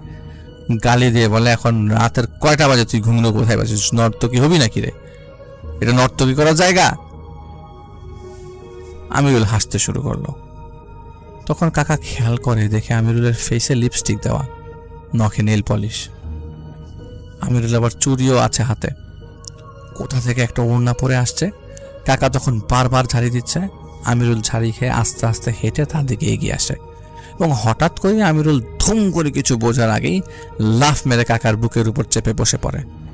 এই কাজ দেখে কাকা থাপ্পড় দিতে থাকে আর আমিরুলকে ধাক্কা দিয়ে ফেলে দেওয়ার চেষ্টা করে, কিন্তু কোনোভাবেই আমিরুলকে তার বুকের উপর থেকে সরাতে পারল না। আমিরুলের গায়ে এত পরিমাণ শক্তি কোথা থেকে আসে? ও কাকার উপরে জোরে জোরে চাপ দিয়ে ধরে রেখেছে আর কাকাও নড়তে পারছে না। সে গুনগুন করে গান গাচ্ছে আর বলছে, কি রে, একটা মেয়ের সাথেই পারিস না? তুই না পুরুষ, তোর গায়ে তো পুরুষের জোরই নাই। অবলা ভেবেছিস আমাকে না? নিজেই তো দুর্বল, আবার আসছে আমাকে ঝাড়ি দিতে। এবার আমার সাথে পেরে দেখা যায় কেমনে পারিস। এ বলে জোরে জোরে শেষে যাচ্ছে আর কাকা নিজেকে ছাড়ানোর চেষ্টা করে যাচ্ছে। এরকম করে সারাটা রাত গেল ধস্তাধস্তি করেই। একটা সময় আমার কাকা অজ্ঞান হয়ে গেল। ভোরবেলা ট্রাকওয়ালারা চালানি নিয়ে আসে, এসে দেখে গোডাউনের ভেতর থেকে লক করা। তারা সকলে আমিরুলকে ডাক দিচ্ছে, কাকাকে ডাকছে, কিন্তু কেউ গেট খুলছে না। আর ওদের দারোয়ানকে নিয়ে এসেও বেশ কয়েকবার ডাকাডাকি করা হয়, বাঁশি বাজিয়ে বারবার ইন্ডিকেট করা হয় যে তারা এসছে, কিন্তু ভেতর থেকে কোনো সাড়া নেই। পরে ট্রাকে করে তারা যারা চাল নিয়ে আসে তাদের থেকে একজন সেই ভোরে আমাকে ফোন দেয়। ফোন দিয়ে বলে, ভাই সবাই কি ঘুমাচ্ছে নাকি? কেউ তো গেট খুলছে না, কতক্ষণ দাঁড়ায় থাকবো আমরা? আপনি আসেন। যেহেতু আমার বাসা ছিল পল্লী বিদ্যুৎ, তাই পল্লী বিদ্যুৎ থেকে বাইক নিয়ে তাড়াতাড়ি করে ধামরাই যাই। গিয়ে অনেক ডাকাডাকি করছে, কিন্তু কেউ গেট খুলছে না। অনেক হর্ন দিচ্ছি, ডাকাডাকি করছে, কিন্তু কেউ আসছে না। আমরা সবাই ভয় পেয়ে গেলাম। যেহেতু সেই সাইডটা একটু ফাঁকা ছিল, তাই ভাবছিলাম কোনো ডাকাত পড়লো কিনা বা কোনো চোর ঢুকেছে কিনা। কিন্তু চোর বা ডাকাত ঢুকে থাকলেও তো কোনো কিছু ভেঙে বা কেটে ঢুকবে। জোরে জোরে দরজা ধাক্কা দিলাম, থাপ্পড় দিলাম। তাছাড়া গোডাউনের গেটটা লোহার ছিল, চাইলেই সহজে লোহার গেট ভাঙতে পারছিলাম না। পরে কোনো উপায় না দেখে সবাই জানালার সাইডে যাই। জানালা বলতে জানালাও না, ছোট্ট একটা স্পেস ফাঁকা রেখেছিলাম যাতে আলো বাতাস সহজে ঢুকতে পারে। ওইখান দিয়ে উপরের ভেন্টিলেটরের গ্লাস ভেঙে এক লেবারকে দিয়ে গ্লাস ভেঙে ওরা ভেতরে ঢোকানোর পর দেখে চালের বস্তা সব এলোমেলো, ফ্লোরের মধ্যে আমিরুল আর কাকা পড়ে আছে। পরে সকালের দিকে ওইখানের আশেপাশ থেকে লোক ডেকে আনা হলো লোহার গেটটা কাটার জন্য। লোহার গেটের মাঝখান দিয়ে দুই সাইড থেকে দুইটা দরজা ছিল। গেটের মাঝখানের ভেতর তালা লাগানো ছিল, তাই সেই তালা লাগানোর জায়গা দিয়ে লোকটা তালা কাটছে। তালা কাটার পরে আমি আব্বা সব আমরা ভেতরে ঢুকি। ভেতরে যাওয়ার পর আমিরুলকে আর কাকাকে কাছে একটা হাসপাতালে নিয়ে যাই। কাকার জ্ঞানটা আগেই ফেরার পর ওনার সাথে যা যা ঘটেছে উনি সব বলে, আমিরুল যা করেছে সব। তখন সবাই দেখে আমিরুল ছেলে হিজড়ারা যেমন মেয়েদের মতো সেজে থাকে, ঠিক সেমভাবেই সাজুগুজু করে আছে। পায়ে ঘুমঘুর, কপালে টিপ, ঠোঁটে লিপস্টিক, হাতে চুড়ি, একবারে হিজড়াদের মতো দেখাচ্ছে ছেলেটাকে। এ ঘটনা হওয়ার পর এলাকায় মোটামুটি হইচই পড়ে যায়। আমিরুলকে পাশের একটা ক্লিনিকে নেওয়া হয়েছিল। ওকে সেবা দেওয়ার পর ওর জ্ঞান আসে। জ্ঞান আসার পরে যখন জিজ্ঞাসা করা হয়, তুই এগুলো কেন, কি জন্য করছিস, ও তখন আর কিছু বলে না। ও বলে, আমার তো কিছু মনেই নেই, ওগুলা কই থেকে আসলো, কিভাবে আসলো, তার কিচ্ছু মনে নেই। পরে সবাই মনে মনে ভাবলো ওরে হয়তো ভূতে ধরেছে। যেহেতু ধামরা একটা গ্রাম এলাকা, শহরের যতই ছোঁয়ায় লাগুক না কেন, এখনো সেই গ্রামের মতোই আছে অনেক কিছু। অতিপ্রাকৃত অনেক কিছু এখানে ঘটে। কখনো রাতে বাড়ি ফেরার সময় মানুষ পচা বোটকা গন্ধ পায়, কখনো দেখে রাস্তার ধারে ময়লার কাছে বসে কেউ কিছু খাচ্ছে, কেউ তো চট থাপ্পড়ও খেয়েছে। যাক সে কথা, আমিরুলকে ওই দিনের মতো রেস্ট দেওয়া হয়। আমিরুল যেহেতু গোডাউনে থাকতো আর ওর পরিবারের কেউ ছিল না, বিধায় তাকে আমার বাসায় পাঠিয়ে দিই আর বলি যে তুই আমার বাসায় যা, ওখানে গিয়ে আজকের মতো রেস্ট নে। আমার বাসায় আবার একটি সাইডে একটা ঘর আছে যেখানে আমিরুলকে থাকতে বলা হয়, আর বলি আজকের মতো কোনো কাজ করার দরকার নাই। পরে সেদিনকার মতো আমিরুল বাসায় চলে যায়। এদিকে কাকা যখন বলে যে আমিরুল তার বুকের উপর জোরে চেপে বসেছিল, উল্টাপাল্টা কথা বলছিল, তখন একটু চিন্তা করলাম, যেহেতু ছেলেটার কিছু মনে নাই, তাহলে আমিরুল বেশ ভদ্র একটা ছেলে, এমন তো করার কোনো কারণই নাই। আর তার যে আগে কোনো অভিযোগ আছে বা সে যে আগে এমন করেছে তারও কোনো প্রমাণ নাই। বলতে গেলে খুবই ভালো একটা ছেলে। হঠাৎ করে এমন করাটা আমাদের মাথায় কোনোভাবেই আসছিল না। তাছাড়া আমিরুল অনেকটা দায়িত্বশীল ছেলে, কাজে কখনো ফাঁকি দেয় না, যার জন্য আমরা তাকে খুবই পছন্দ করতাম। তাই ভাবলাম হয়তোবা ছেলেটার অন্য কোনো সমস্যা আছে। বাসায় নিয়ে গিয়ে কবিরাজ দেখাই। সন্ধ্যার পরে আমি পল্লী বিদ্যুৎ গিয়ে আমিনুলকে বাসা থেকে ধামরাই নিয়ে আসি এবং এক কবিরাজের কাছে যাই। কবিরাজের বাড়ি আবার ধামরাই সরকারি কলেজ যেটা আছে সেটার পেছনে। ওখানে নেওয়ার পর যেই লোক কবিরাজ, উনি আমিরুলকে দেখেই বলছে, ভাই ভাই ওই যে পালাচ্ছে। আমি বললাম কি পালাচ্ছে? সে বলল আমিরুলের সাথে যেটা আছে সেটা এখন এই এখনই পালাচ্ছে, দৌড় দিয়ে পালাই গেল, এই মাত্র দৌড় দিয়ে পালাই গেল। পরে তিনি আমাদের বসতে দিলেন এবং নিজে এসে আমিরুলের সামনে বসলেন। অন্য কবিরাজরা যেমন ভাবে রিচুয়াল করে সেভাবে রিচুয়াল করলো। আমিরুলের চারপাশে একটা বৃত্ত আঁকালো, তারপর বসে বসে কিছু মন্ত্র। আর যে কবিরাজের কাছে নিয়ে যাওয়া হয় সেই লোকটা মূলত সনাতন ধর্মের ছিল। উনি অনেকক্ষণ মন্ত্র পড়ার পর জানালো সে কিছুতেই আমিরুলের সাথে যে এন্টিটিটা আছে সেটাকে হাজির করতে পারছে না। ওই দিনের মতো ব্যর্থ হওয়াতে সেই কবিরাজ আমিরুলকে তাবিজের মতো কিছু একটা দেয় আর সামান্য পানি পড়া দেয় এবং বলে এটা রাখো, আর মালিককে বলে দেয় যে ওরে একা ঘরে রাখবেন না, ওর সাথে সবসময় একজন লোক রাখবেন, কাল করে নিয়ে আইসেন। পরে আমিরুলকে নিয়ে আমি চলে আসি বাড়িতে। সেদিন আব্বা একাই আড়ত সামলায়। আমার বাসায় বাড়ি পাহারা দেওয়ার জন্য একজন কেয়ারটেকার ছিল, ওর নাম ছিল রবি। আর রবির সাথে আমিরুলকে তার রুমে থাকতে দেই। আমিরুল রাতে সেই রবি ছেলের সাথে ঘুমায়। হঠাৎ আমরা রবির চিৎকার পেয়ে বেরোই। পরে রবি বলে ঘুমানোর এক পর্যায়ে রাতের একটা কি 1টা বাজে, তখন রবির মনে হয় যে ওর গায়ে কেউ আলতোভাবে স্পর্শ করছে। ওর চেহারা হতে মানে হাত আর শরীরের অনেকটা মেয়েদের মতো স্পর্শ করছে কেউ। এটা যখন অনুভূত হয় তখন রবি চোখ মেলে দেখতে চায় এইভাবে স্পর্শ করছে কে। ছেলেরা চোখ মেলে দেখে এটা কেউ না, আমিরুল। ঠিক ওইভাবেই ঘুঙরু পরা, লিপস্টিক দেওয়া, কপালে টিপ পরা, হাতে চুড়ি পরা ও গতকাল রাতে যেগুলো পরেছিল সেগুলো কিন্তু ফেলে দেওয়া হয়েছে। কিন্তু আজকে আবার নতুনভাবে ঠিক একই সেই জিনিসগুলো পরা, সেম জিনিসগুলো নতুনভাবে আবার কোত্থেকে আসলো। পরে আমিরুল সেই ছেলেকে বলছে, এই রবি নাচ দেখবি? আমি খুব ভালো নাচতে পারি, দেখ নেক নেক। না রবি আমি নাচি, তুই দেখ, আমার খুব শখ নাচার, আমি নাচতে খুব ভালোবাসি, তুই আমার নাচ দেখবি? বলে সে বিভিন্ন নাচের অঙ্গভঙ্গি করতে থাকলো। এই কথাগুলো শুনে আর এমন দেখে কেয়ারটেকার ছেলেটার তখন জারিতে বলে, এই আমিরুল তোর কি হয়েছে? ভাই দেখ আমার ঘুম পাইছে, এত রাতে ফাজলামি করার সময় না, সকালে উঠতে হইব, অনেক কাজ আছে, এমন করিস না। আর তুই এসব কি সাজুগুজু করছস মেয়েদের মতো? কাকায় কালকে কইল তুই এরকম সাজুগুজু করছস, আসলেই মনে হয় তোরে ভূতে ধরেছে।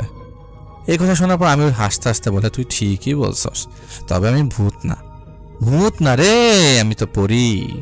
আমার কত রূপ, আমি কত সুন্দর, আমি অনেক সুন্দরী, তাই না? বল সুন্দর না আমি দেখতে? বলস না। পরে রবি বলছে, দেখ ভাই এমন করিস না, অনেক রাত হয়েছে, এমন করলে কিন্তু আমি মালিকরে ডাকমু। যখনই রবি বলে যে আমি মালিককে ডাক দিব, ঠিক তখনই আমিরুলের ফেসটা চেঞ্জ হয়ে যায়, একটা মেয়ের রূপ ধারণ করেছে। ওই ফেসের মধ্যে চোখগুলোর থেকে মনে হচ্ছে আগুন বের হয়ে যাবে এখনই, এত রাগান্বিত নাকি একটা চেহারা। দেখতে খুবই কালো মেয়ে, একেবারে কালো হলে যেমন ঠিক তেমন একটা মেয়ে। ভয়ানক কিছু না থাকলেও মেয়েটাকে একদম বাজে ছিল দেখতে। আর এইটা দেখে সেই রবি ভয় পেয়ে যায়, দৌড় দিয়ে দরজার দিকে যাবে, সে সাহসটা পাচ্ছিল না, ভয়ে সে বিছানা নোংরা করে ফেলে। তখন নাকি আমিরুল রবিকে বলে, দিদি তো ঘরটা নোংরা করে, বলছি নাচ দেখতে, কিন্তু তুই কি করলি? হ্যাঁ বলেই তার গলায় ধরে ভারী একটা আছাড় মারে। কোনো কথা নেই, সোজা একটা আছাড় দিয়ে বলে, আমার রূপ তোর কাছে ভালো লাগে না? না আমার রূপ তোর কাছে ভালো লাগবে কেমনে? তোরা তো নষ্ট। আমার রূপ তো ভালো লাগবে না, নষ্টামি যখন করিস তখন রূপ দেখতে হয় না? না তোরা তখন রূপ গুণ কিছুই বিচার করিস না। যখন তোদের নষ্টামি বের হয়ে যায় তখন তোরাই আবার বলিস আমরা দেখতে সুন্দর না, আমরা এরকম, আমরা ওরকম। এই কথাগুলো শোনার পর রবি আর কিছু বলতে পারছে না। ও কাপড় চোপড় নষ্ট করে হাত জোর করে আমিরুলের কাছে খুব মাফ চায় আর বলে যে ভাই আমারে মাফ করে দে, আমি কিছু করি নাই। এই কথা শোনার পর আমিরুলের ভেতরে থাকা মেয়েটা বলে, আরে আমি তো ছেলে না, আমি তো আমিরুল না, আমাকে আমিরুল কেন বলিস? আমিরুলকে আমিরুল তো আমার চালের একটা গুটি আমিরুল। ছেড়ে দেব না কাউকে, আমাকে যে যন্ত্রণা দিয়েছিস সব তোদের ফেরত দিব। এটা বলেই সে ফুঁসতে থাকে রাগে, ঘৃণায়। এরকম কতক্ষণ চলার পর রবি যে ঘরটাতে থাকতো সেটা মূলত টিনের ঘর। রবি না পারতে ও সেন্সলেস হওয়ার আগে মুহূর্তে অনেক জোরে জোরে টিনের মধ্যে বাড়ি দিতে থাকে ভয়ে, আর চিৎকার করতে থাকে, যেটা আমি শুনতে পেয়েছিলাম। আর আমিরুল ওইভাবেই হাসতে থাকে। আশপাশ থেকে কেউ উঠিনি আমরা। ফজর আজানের পরে আমরা উঠে আসি। উঠে আসার পর দরজা ধাক্কা দিয়ে দেখি যে দরজা খোলা। ঘরে ঢুকে দেখি যে রবি পড়ে আছে, আমিরুল কোথাও নাই। পরে রবিকে উঠিয়ে দেখি ওর অবস্থা খুবই খারাপ। পুরো ঘর গন্ধে গন্ধে পড়ে গেছে, একদম কাপড় চোপড় নষ্ট করে ফেলেছে। রবিকে উঠানোর পরে পানি দেওয়ার পর সে হুঁশ এলে নিজে কাপড় চেঞ্জ করে ফিরে আসে। ফিরে আসার পর রবি আবোল তাবোল বলছিল।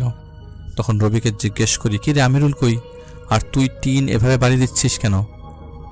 রবি আমিরুলের সব কথা বলল, আর বলে রাতে আমিরুল বাইরে চলে গেছে, আর ওইটা তো আমিরুল না, ওইটা একটা মেয়ে। ওই মেয়েটা খুবই ভয়ঙ্কর ভাই। রবি যেভাবে দেখেছে ও সেভাবেই বলল। তখন সবাই ভাবে কেন আমিরুলের সাথে এমন হচ্ছে। পরে বাড়ির কয়েকজন মিলে আমিরুলকে খুঁজতে লাগলাম। আমাদের গরু ছিল কিছু পালার জন্য, আর গরু দেখার গোয়াল ঘর যেই ছেলেটা কাজ করে ওকে ডেকে আনলাম। সেই ছেলেটা রবি সহ সবাই খুঁজতে গিয়ে দেখি গোয়াল ঘরের এক পাশেই একটা তুলা গাছ আছে, ওইখানে আমিরুল পড়ে আছে। আমিরুলকে উঠিয়ে আনার পর আমিরুলের গায়ের মধ্যে শুধু খামচির দাগ। আমিরুল যে জিনিসগুলো পরে আছে ঠিক গত রাতের আগের সাথে ওই ঘুঙরু, চুড়ি, লিপস্টিক, নেল পলিশ সব একই রকম। যেহেতু আমিরুলের সাথেই এই সমস্যাটা হচ্ছে, তাই আমিরুলের আব্বা আম্মাকে খবর দেওয়া হয়। পরদিন আমিরুলের আব্বা আম্মা আসে। আসার পর তারা আমিরুলকে বোঝায়, তাকে জিজ্ঞাসা করা হয়। আমিরুল কিছু বলে না। আমিরুলের বাবা মা বলে যে আমরা তো আসলে নিজেও জানি না আমিরুলের কেন এমন হচ্ছে, এমন কেন করছে, এটার কারণ কি সেটাও তো আমরা বলতে পারবো না। এটার একমাত্র কারণ তো আমিরুল বলতে পারবে। আসলে ওর কি সমস্যা হচ্ছে সেটা তো বুঝতে পারছি না। যখন আমিরুলের বাবা মা শুনে যে আমিরুলের ভেতরে টোটালি মেলি আচরণ, তখন আমিরুলের বাবা মা যেটা বলে মেলি স্বভাবটা কোত্থেকে এসছে সেটা হয়তো তারা জানে না, তবে হতে পারে এটা তাদের গ্রামের একটা ইনসিডেন্ট থেকে ঘটনা করতে পারে। কারণ এর আগেও এমন হয়েছে তাদের গ্রামের কয়েকজনের সাথে। অনেক কবিরাজ আসলেও একেবারে ঠিক করতে পারেনি। সেখান থেকে হয়তো কোনো কিছুর মাধ্যমে সেই এন্টিটি আমিরুলের কাছে এসছে, কিন্তু কিভাবে এসছে সেটা তারা জানে না। তবে হয়তো এটা চলার পথে আমিরুলকে ধরতে পারে বলে তাদের ধারণা ছিল। আমিরুলের বাবা মা বলে তাদের গ্রামে একটা মেয়ে ছিল। মেয়েটা অনেক কালো ছিল। মেয়েটার বয়স ছিল 12-13 বছর। তবে মেয়েটা ভালো নাচতে পারত। মেয়েটা নাচতে পারত ঠিকই, কিন্তু মেয়েটার চালচলন ছিল সম্পূর্ণ হিজড়াদের মতো। মেয়েটার নাচের বেশ পাগল ছিল, বলতে গেলে নাচ ছাড়া সে থাকতে পারত না। তবে মেয়েটাকে গ্রামের মানুষ বেশ বিরক্ত আর উত্ত্যক্ত করত। কয়েকবার শারীরিকভাবে মেয়েটাকে হ্যারাসও করা হয়েছিল। বাবা মা জানলেও কিছু বলতো না কাউকে। একে তো মেয়ে কালো, তার উপর যদি এসব নিয়ে বিচার হয় তাহলে আরও ঝামেলা বাড়বে। মোট কথা মেয়েটাই তার পরিবারের ঝামেলা ছিল। এক রাতে মেয়েটাকে সেই গ্রামের কয়েকজন তুলে নিয়ে যায়। মেয়েটার সাথে পাশবিকতা করা হয়। এছাড়া আর কি করা হয়েছিল সেটা আর নাই বা বললাম। আসলে সব কিছুর কারণ ছিল মেয়েটার নাচ, গায়ের রং আর হিজড়াদের মতো স্বভাব। এই ঘটনার পর কিছুদিন কেটে যায়। মেয়েটা যখন সুস্থ হয়ে আবারও নাচতে শুরু করে, সেদিন সে নাচ করছিল নিজ বাড়িতেই। কিন্তু মেয়েটার বাবা সেদিন সেই নাচ দেখে অসম্ভব রেগে যায়। রাগের মাথায় সে মেয়েটাকে বেধড়ক পেটায়। আর এক পর্যায়ে মেয়ের ভাইও তাতে সামিল হয়ে মেয়েটাকে মেরে ফেলে। তাছাড়া তাদের মেয়েটা এত নাচতে চাইতো যে বিভিন্ন স্কুল প্রতিযোগিতায় নাম দিত, সেখানে অংশগ্রহণ করত। মেয়েটা অনেকটা কালো ছিল, দেখতেও খুব একটা আকর্ষণীয় ছিল না বিধায় মেয়েটাকে তার ফ্যামিলি মেরে ফেলে। খুবই নৃশংসভাবে মেয়েটাকে মেরে ফেলে। ঘটনাটা যদিও অনেক বছর আগের। মেয়েটাকে মেরে ফেলার পর সে মেয়েটার পোস্টমর্টেম হয়েছিল। তবে টাকার জোরে লাশ তার পরিবার কিছুই হয়নি। কিছুদিন অমুক তমুক করে তারা পার পেয়ে যায়। আবার তারা পোস্টমর্টেমের লাশ গ্রহণও করতে চায়নি। পরে পুলিশ তাদের বুঝিয়ে লাশ দিয়ে দেয়। কিন্তু মেয়েটা এতটাই অবহেলিত ছিল যে তার পরিবার তাকে জানাজা ছাড়াই দাফন দিয়েছে। যেহেতু দাফন করে ফেলেছিল, পরে অনেকদিন পর মেয়েটার আবারও পোস্টমর্টেম করা হয়। নিজেদের মেয়ে নিজেরা মেরে ফেলেছে, ক্লেম করার কেউ নাই। তাছাড়া ওই মেয়ের একজন দূর সম্পর্কের খালা ছিল। সেই খালা কোনোভাবে বুঝতে পেরে যায় যে মেয়েটাকে তার পরিবার মেরে ফেলেছে।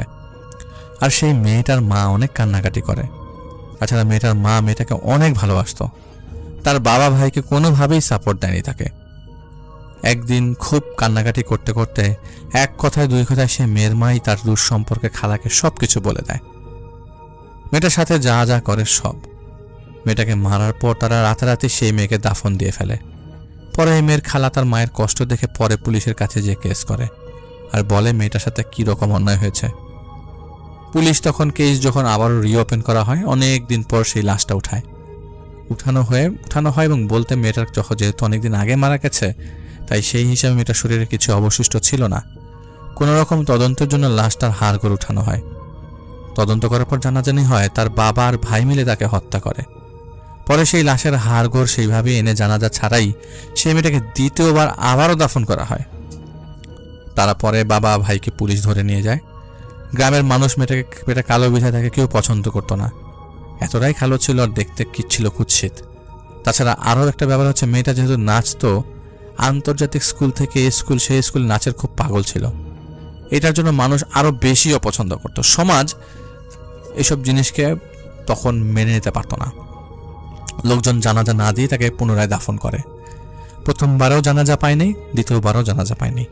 আর পরবর্তীতে যখন লাশ উঠিয়ে যে পুনরায় গোসল করে আবার জানাজা দেবে, তারও আসলে কোনো উপায় ছিল না। কোনো রকম মাটি চাপা দিয়ে দেওয়া হয়। এরপর থেকে তাদের গ্রামে টুকটাক ইনসিডেন্ট মাঝে মাঝেই হওয়া শুরু করে। আবার মেয়েটাকে কবরস্থানে মাটি দেয় নাই, কবর দিয়েছে কবরস্থানের বাইরে একটা ফাঁকা জায়গায়। কিন্তু পরে সেই কবরের পাশ দিয়েই সরকারি রাস্তা তৈরি হয়। কিন্তু আমিরুলের সাথে কেন এই ব্যাপারটা ঘটেছে সেটা তারা জানে না। তার মার কাছ থেকে এটা জানার পর আমিরুলকে তার মালিক খুব জোর করে জানার জন্য ধরার এক পর্যায়ে আমিরুলকে জিজ্ঞাসা করলো, কি ব্যাপার, কি এমন হয়েছে? আচ্ছা, তুই যে বাড়িতে গেলি, গিয়ে যে আবার আসলি, এর মধ্যে তোর সাথে কোনো কিছু হয়েছিল? তখন আমিরুল বলতে চায় না। তো মোটামুটি একটা প্রেশার ক্রিয়েট করা হয়। প্রেশার দেওয়ার পরে ও বলে, ও যেদিন বাড়িতে যায়, তো যেহেতু ওর বাড়ি আমার কিশোরগঞ্জে, যদি সকালে ট্রেনে যেতে যেতে রাত 8টা বেজে যায়। বাড়িতে যাওয়ার পরে আমিরুল দেখতে পায় ওদের রাস্তার পাশে সুন্দর একটা মেয়ে দাঁড়িয়ে আছে। মেয়েটা বেশ সাজগোজ করা, পায়ে ঘুঙরু, হাতে চুড়ি, কাজল, কপালে টিপ, খুব সুন্দর লাগছিল মেয়েটাকে। আমিরুল যদিও বেশ ভদ্র ছিল, ওই দিন ওই মেয়েটা দেখে আমিরুলকে মাথায় কেন দুষ্টু বুদ্ধি চেপে আসে। আমিরুল কি করে সেই মেয়েটাকে একটা শীষ দেয়। শীষ দেওয়ার পর মেয়েটার সামনে যায় আর মেয়েটাকে ডাকে। তো তার ডাকে সাড়া দিয়ে মেয়েটা গাছের আড়ালে যায়। আড়ালে যাওয়ার পর আমিরুল মেয়েটার সাথে এক প্রকার অসৎ উদ্দেশ্য হাসিল করার চেষ্টা করে, বেশ ধস্তাধস্তি করে। ওর মাথায় আর সেই চিন্তাটা ছিল না যে এটা কি হবে বা কি হতে পারে। এক পর্যায়ে মেয়েটা তাকে বলে যে, আচ্ছা, আমারে তোরা জানাজাও দিলি না, আমার এই গ্রামের মানুষ কবরও দিতে দিল না, আমি তো জানাজাটা পাইতাম, আমার সেটাও দিস নাই, আর তুই এখন আসছিস আমার সাথে জোরাজোরি করতে। বলতে মেয়েটার চেহারাটা ভয়ানক হয়ে ওঠে, চোখ দুটো নীলাভ হয়ে যায়, চেহারার মধ্যে ভয়াবহতা ছিল। দেখে আমিরুলের বুক কেঁপে ওঠে। ওইদিকে তৎক্ষণাৎ মেয়েটার বিশ্রীর চেহারা ভয়ঙ্কর কণ্ঠে বলতে থাকে, তোকে আমি মজা দেখাবো, তোকে আমি নৃত্য দেখাবো। এই বলে মেয়েটার ঘাড়ে একটা কামড় দিয়ে দেয়। জাস্ট কিছু না, ঘাড়ের মধ্যে কামড় দেয় এবং আমিরুল হঠাৎ করেই কেমন জানি হয়ে যায়। আমিরুলের তখন আর কিছু মনে নাই, ওর শুধু মনে আছে মেয়েটা বলছে, আজ থেকে তুই আমার গোলাম, তোর উপর যেহেতু আমার নজর পড়েছে, তুইই আমার গোলাম, তোকে আমি নাচাবো, কত নাচতে চাস। এরপর আমিরুলের আর কিছু মনে নেই। সে বাড়িতে যায়, বাড়িতে গিয়ে ফ্রেশ হয়। রাত হলে নাকি সেই মেয়েটা আসে। মেয়েটা এসে আমিরুলের সাথে দেখা করে, আমিরুলকে কাছে ডাকে। মেয়েটা যখনই কাছে ডাকে আমিরুল কাছে যায়, যাওয়ার পর মেয়েটা আমিরুলকে জড়িয়ে ধরে। এরপর আমিরুলের আর কিছু মনে থাকে না। আসলে মেয়েটা জড়ায় ধরার পর থেকে আমিরুলের চালচলন পরিবর্তন হওয়া শুরু করে। আমিরুল এসব বলার পরে সবাই তখন তার দিকে রাগের দৃষ্টিতে তাকায়, বলে, তুই এই কাজ করতে পারলি? তুই তো এমন না, তোকে তো আমরা বেশ ভালো জানি। তাছাড়া মানলাম মেয়েটাকে তোর পছন্দ হয়েছে, তাই বলে এইসব? ছি, এক প্রকার ভালোভাবেই তোকে আমরা চিনতাম। তো মোটামুটি তাকে শাসন করা হয়। পরে সবাই বলে যে, যা হওয়ার তো হয়ে গেছে, এখন কিভাবে এটা সমাধান করা যায়, এই সমস্যা থেকে কীভাবে বের করা যায় তার একটা উপায় বের করতে হবে। আমিরুল তার বাবা মা এবং আমি সহ আরেকটা জায়গা কালামপুরে নিয়ে যাই। আরও পরিচিত কয়েকজন লোক আছে যারা হচ্ছে এই কাজগুলো করে। তো কালামপুর যাওয়ার পর এক কবিরাজের কাছে নিয়ে যাওয়া হয়। পরে উনি আমিরুলকে আসনে বসায়। এবার আসনে বসার পর ওই জিন বা খারাপ আত্মা যাই ছিল তাকে হাজির করা হয়। বেশ কিছুক্ষণ আমিরুলকে সামনে বসিয়েই ওই জিনের সাথে কথা বলা হয়। আমিরুল গর্জন করতে থাকে, দাঁত কিরমির করতে থাকে। কবিরাজ বলে যে সে আসছে, হাজির হয়েছে শয়তানটা। হাজির করার পরে যখন কবিরাজ জিজ্ঞেস করে আমিরুলকে, কি রে, তুই এই ছেলেটাকে এভাবে কষ্ট দিচ্ছিস কেন? তখন সে আমিরুলের ভেতর থাকা মেয়েটা বলে আমিরুলের কথাগুলাই। কবিরাজ তখন নানাভাবে তাকে বোঝার চেষ্টা করে, তর্কি চলে। তর্ক করে এক পর্যায়ে মেয়েটা হিজড়াদের মতোই বলে যে, আমার তো কোনো দোষ ছিল না, আমারে বিনা কারণে মারছে কেন? আমি কি করছি? আমারে মাইরা ফেললো যে, আমি তো জানাজা পাই নাই। আমারে দেখা যদিও কাছে আসতে পারে, তাহলে আমি কি এমন কুৎসিত ছিলাম দেখতে যে আমারে মাইরাই ফেলতে হইলো? আমার বাপ ভাই আমি কেন মারলাম? আমার প্রতি গ্রামের মানুষ অন্যায়গুলো কেন করলো? তখন কবিরাজ বলে, আচ্ছা শোন, তোরে যেহেতু মেরেই ফেলছে, আর তোরে তো ও মারে নাই, তুই তো ওই মেয়ে না, তুই তোর কার ইঞ্জিনও না, তাহলে তুই কেন এমন করবি? তুই তো ধোকা দিতেছিস সবাইকে। আসলে এটা ছিল একটা জিন। ওই মেয়েটার উপর ওই খবিস জিনটার খুব নজর ছিল, কারণ এই মেয়েটা যখন একটা এরকম ফ্যামিলির পেশায় থাকতো, ওর সাথে মানুষ মিশতো না, তখন ওই মেয়েটা ঘরে একা একা কথা বলতো। একা একা কথা বলার সময় ওই জিনটা রাস্তা দিয়ে যাওয়ার সময় ওকে দেখে, এবং সেই মেয়েটাকে সে নানাভাবে প্রলুব্ধ করতো নানান বিষয়ে। আর মেয়েটা যেহেতু মরে গেছে, সেই সূত্রে আর সেই সুযোগে মেয়েটার চেহারা নিয়ে জিনটা মানুষকে যন্ত্রণা দেয়, নিজের শয়তানি দিয়ে মানুষকে কষ্ট দেয়। কিন্তু এই ছেলেকে তো কষ্ট দেওয়ার কোনো মানেই হয় না। পরে অনেকক্ষণ তর্কাতর্কি চলে। একটা সময় সেই কবিরাজ বলে যে, তুই এই ছেলেটাকে ছেড়ে দিবি, দেখ তো একটা অল্প বয়স্ক ছেলে, নিজের ইচ্ছাটাকেও তো নিয়ন্ত্রণ করতে পারেনি, তাই এমন কাজ, অন্যায় কাজটা করে ফেলেছে। তুই ওর সাথে এমন কিছু করিস না, ওর বাবা মা আছে, তাছাড়া ও ছাড়া ওর বাবা মার কেউ নাইও। কবিরাজ অনেক বোঝানো হয়, বোঝানোর পর চিন্তা বলে, আচ্ছা আমি ওকে কোনোভাবেই ছাড়বো না, আমি ওকে গোলাম করে রাখবো। আমি যেহেতু ওরে ধরছি, আমি ওরা ছেড়ে যেতে পারবো না, ওরা আমার পছন্দ হয়েছে। আমিরুল দেখতেও সুন্দর ছিল। তখন কবিরাজ বলে, তুই যা চাস তোকে তাই দেওয়া হবে, না হলে চিরদিনের জন্য জ্যান্ত কবর দিয়ে দেবো। বল কি চাস তুই এখন? যা চাস সেটা নিয়ে সোজা চলে যায় এখান থেকে, আমরা তোর ক্ষতি করবো না। এদিকে সেই জিনের কথা শুনে আমিরুলের মা খুব কান্নাকাটি করে, বলে যে, মা আমার তো একটাই ছেলে, আমার ছেলেটাকে ছাইড়া দাও। যখন আমিরুলের মা বলছে, তখন ওই জিন বা পরিচিতই হোক, সে বলে, আচ্ছা তুই আমার মা ডাকছস, আমি তোর মা ডাকের সমান রাখবো। আমি তোর ছেলেকে একেবারে ছেড়ে দিব না, তোর ছেলেকে সবসময় নজরে রাখবো। যদি কখনো তোর ছেলে আমারে ডাকে, আমার কথা মনে করে, আমি তার কাছে ফিরে আসবো। আর আমারে তোরা হচ্ছে সোয়াশের বিন্নি চালে সিন্নি দিবি, 2টা ছাগল দিবি, 2টা মুরগি দিবি। আমি জোড়ায় জোড়ায় নিয়ে গেলাম, বেজোর নিলে আর ফিরে আসতে পারবো না, তাই আমি জোড়া জোড়া নিয়ে যাচ্ছি। এই 2টা আমারে দিতেই হবে। এই জোড়া জোড়া দিবি আমারে, তোর ছেলের উপর নজর রাখবো, দূর থেকে রাখবো, ওর কাছে আসবো না যতদিন পর্যন্ত আমারে না ডাকে। কিন্তু আমি একবারে যাব না। আর কবিরাজ নিজেও যখন দেখে এই জিন কিছুতেই যাবে না, তখন এক প্রকার রাজি হয়। জানি না কবিরাজের কোনো দুর্বলতা ছিল কিনা, যার কারণে সে মিটমাট করে নেয়। এরপর একটা সময় জিনটাও ওকে ছেড়ে চলে যায়। আমিরুল পড়ে যায় মাটিতে, এবং আমরা চলে আসি সেখান থেকে। পরে সোয়াশের বিন্নি চালের সিন্নি যেটা চেয়েছিল, সেই চালের ভোগ দেওয়া হয় তাকে। সিন্নি রান্না করে 3 রাস্তার মোড় ছিল, ডোবার পাশে গোডাউনের পেছনে যে ডোবা ছিল ওইখান দিয়ে আসে। এরপর থেকে আমিরুল মোটামুটি স্বাভাবিক ছিল, তবে মাঝে মাঝে আমিরুল কারোর সাথে কথা বলতো, এটা সবাই বুঝতো। আমিরুলকে পরে আর গোডাউনে থাকতে দেওয়া হয় না, একা একা রাখা হয় না, অন্য 2টা ছেলে রেখেছি দোকানে, আর আমিরুল তারপর থেকে আমার বাসায় থাকতো। তবে ওই রবি দেখতো মাঝে মাঝে আমিরুল বাইরে যেয়ে কারোর সাথে কথা বলে অনেক সময়, তো সমস্যা হয়নি। এবং পরে ও আমিরুল কিছুদিন আগে চাকরি ছেড়ে বাড়িতে চলে যায়। এরপরে ওর সাথে আর কোনো ঘটনা ফার্দার ঘটেছে কিনা সেটা আমরা আর জানি না।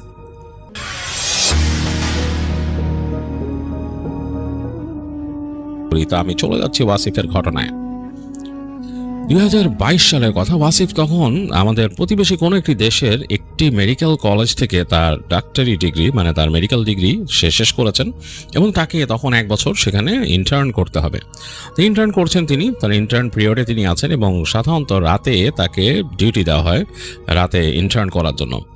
তো ওয়াসিফ করছেন। এর আগেও তিনি যখন স্টুডেন্ট ছিলেন তখনও তাকে আসা লাগতো এই একই হসপিটাল, এবং সেই হসপিটালে মেডিকেল কলেজেই তিনি স্টাডি করেছেন।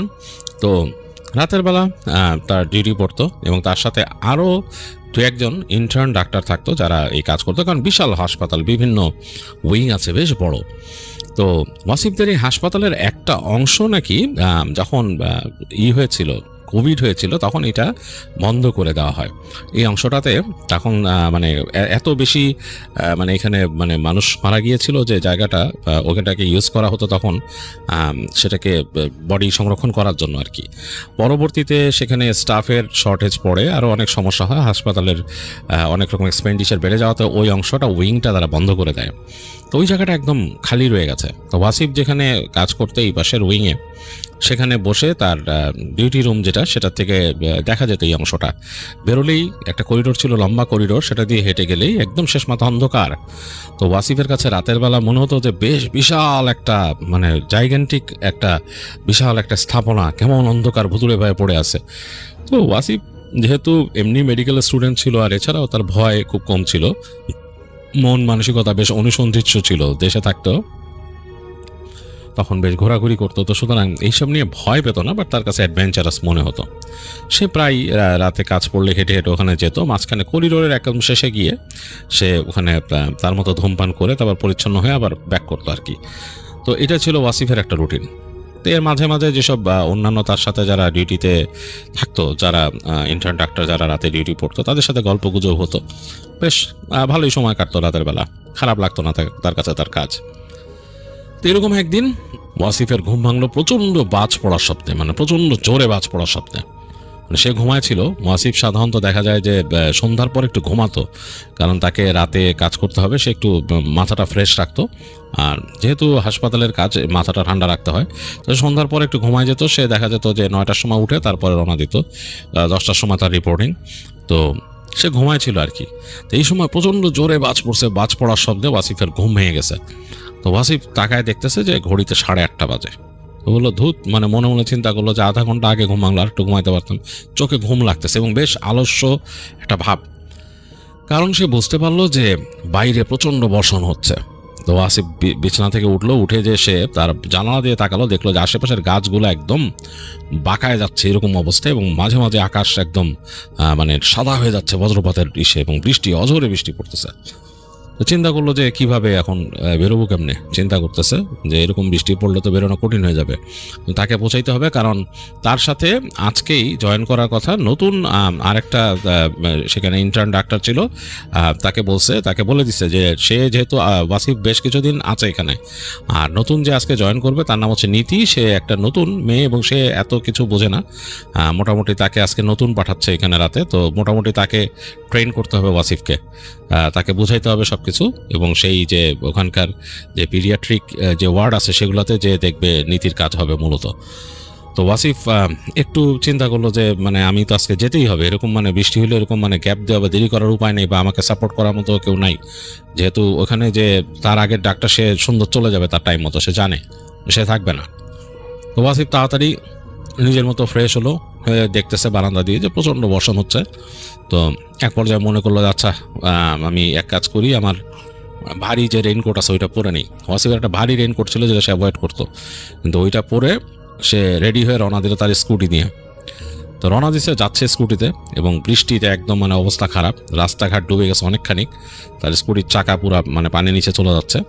তো এইরকমভাবে বৃষ্টিতে ভিজে একসময় সে পৌঁছালো তাদের মেডিকেলে, এবং মেডিকেলের পার্কিংয়ে যেয়ে সে তার স্কুটি রাখলো।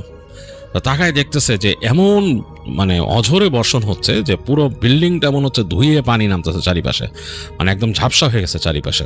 তো ওয়াসিফ কোনো মতে তার স্কুটি রেখে তাড়াতাড়ি সে তার ওই রেইনকোটটা মানে মুখের কাছ থেকে মানে জিপার খুলে দৌড়াইতে চলে গেল সেখানকার এন্ট্রি হল যেখানে, সেখানে ঢুকে এক জায়গায় তার মতো সে ফ্রেশ হলো আর কি। তার রেইনকোট খুলে সেগুলো রাখলো, ওখানকার লোককে বললো যেগুলার ব্যবস্থা করতে, করে সে তাড়াতাড়ি চলে গেল ওখানে। তো গিয়ে দেখতেছে সে যা ধারণা করছিল সেটাই ঠিক। তার আগের যে ডিউটিতে ছিল সে মানে ওয়াসিফ আসার প্রায় মিনিট খানেক আগেই সে আস্তে করে বের হয়ে গেছে তার নাম সাইন আউট করে। তো ওয়াসিফ যে বুঝলো যে আসলেই খবর ছিল, সে টাইম মতো না পৌঁছেলে। একটু পরে দেখলো যে সেখানে ঢুকলো সেই যে নতুন যে জয়েন করছে নীতি। তো নীতিকে সে আগে দেখছে, তো দেখে সে বললো কি অবস্থা নীতি, কিভাবে আসলা? তো বলতেছে আরে বলো না, যেরকম বৃষ্টি এরকম এই সেই হ্যান ত্যান। তো যাই হোক, নীতি জয়েন করলো সেখানে। তো ওয়াসিফ তার মতো কথাবার্তা বললো নীতির সাথে কিছুক্ষণ, তারপর সে চলে গেল তার সেকশনের জন্য নির্ধারিত যে অফিস রুম সেখানে। তো সেখানে গিয়ে সে দেখতেছে যে কেউই নেই ওখানে। নর্মালি একটা ওয়ার্ড বয় বসে থাকে, সেও নাই। তো ডেস্কটা তো খালি, একটু আগে যে ছিল সে বসছিল। তো ওয়াসিফ যে বসলো নিজের মতো। তো বেশ বোরিং লাগতেছে আজকে, বাইরে একঘেয়ে বৃষ্টি হচ্ছে, আর মানে একদম রুমটা খালি, কোনো সাড়া শব্দ নাই। দেখতেছে যে তার যে রুমের গেটের ওই পারে আরেকটা করিডোর আছে বেশ ফাঁকা জায়গার পরে, সেই জায়গাটা অন্ধকার, মানে ওই কোনার বাতিটা নিভানো। তো চিন্তা করতেছে যে এতক্ষণ বসে থাকে আজকে বোরিং হয়ে যাবে, কারণ তার রাউন্ডের আগে মনে হয় না কোনো কাজ পড়বে এখানে, আর ইমার্জেন্সি কিছু হলে তো অন্য কথা। তো যাই হোক, ওয়াসিফ অনেকক্ষণ বসে বসে তার মোবাইল ফোনে সোশ্যাল মিডিয়া ব্রাউজ করলো, আর তো কিছু করার নাই, অনেকক্ষণ এই চিন্তা করতেছিল কি করবে না করবে এগুলো, আর বিভিন্ন জিনিসপত্র এই সোশ্যাল মিডিয়া ব্রাউজ করে বিভিন্ন স্মৃতি মনে পড়ে, এগুলোই করতেছিল আর কি। তো এক পর্যায়ে অনেকক্ষণ হয়ে গেছে, সে তার ডেস্ক থেকে উঠে চলে গেল করিডোরে, তাকায় দেখতেছে মানে একেবারে এখনো বৃষ্টি হচ্ছে, বৃষ্টি থামার কোনো লক্ষণই নাই, একেবারে মানে করিডোরে এই মাথা ওই মাথা পুরাই ফাঁকা, এবং এই সোজা চলে গেলে বা পাশে তাদের অনেক মানে শেষের দিকে আর কি ওই জায়গায় ওয়ার্ড আছে, এবং তারপরে আবার কতগুলো কেবিন, আবার ডান দিকে চলে গেছে সেই করিডোরটা একদম সোজা চলে গেছে, যেটা দিয়ে আর কি পাশের যেই জায়গাটা, যে উইংটা এখন বন্ধ করে দিয়েছে, মানে এখন মানে আনফাংশনাল, সেদিকে চলে গেছে। তো ওই উইংটা একেবারেই অন্ধকার, ওই উইংটার দিকেও দেখা যায়, এখান থেকে দেখলে দেখা যায় পুরোপুরি অন্ধকার, কোনো বাতিই নেই, আর বৃষ্টি পড়তেছে, তাদের যে করিডোরটার মাঝামাঝি পর্যন্ত আলো আছে ওই পাশে নাই, কেমন জানি একটা পরিবেশ ওই জায়গায়। তো ওয়াসিফ সেই করিডোর দিয়ে হাঁটা শুরু করলো, হাঁটতে হাঁটতে যাচ্ছে এবং সে দেখতেছে যে আরও কাছে যাচ্ছে, অন্ধকারের কাছে যাচ্ছে, তার কাছে বেশ মজা লাগতেছিল জিনিসটা, যে এই জায়গায় আলো এসে একেবারে কমে ব্লেন্ড হয়ে গেছে অন্ধকারের মধ্যে।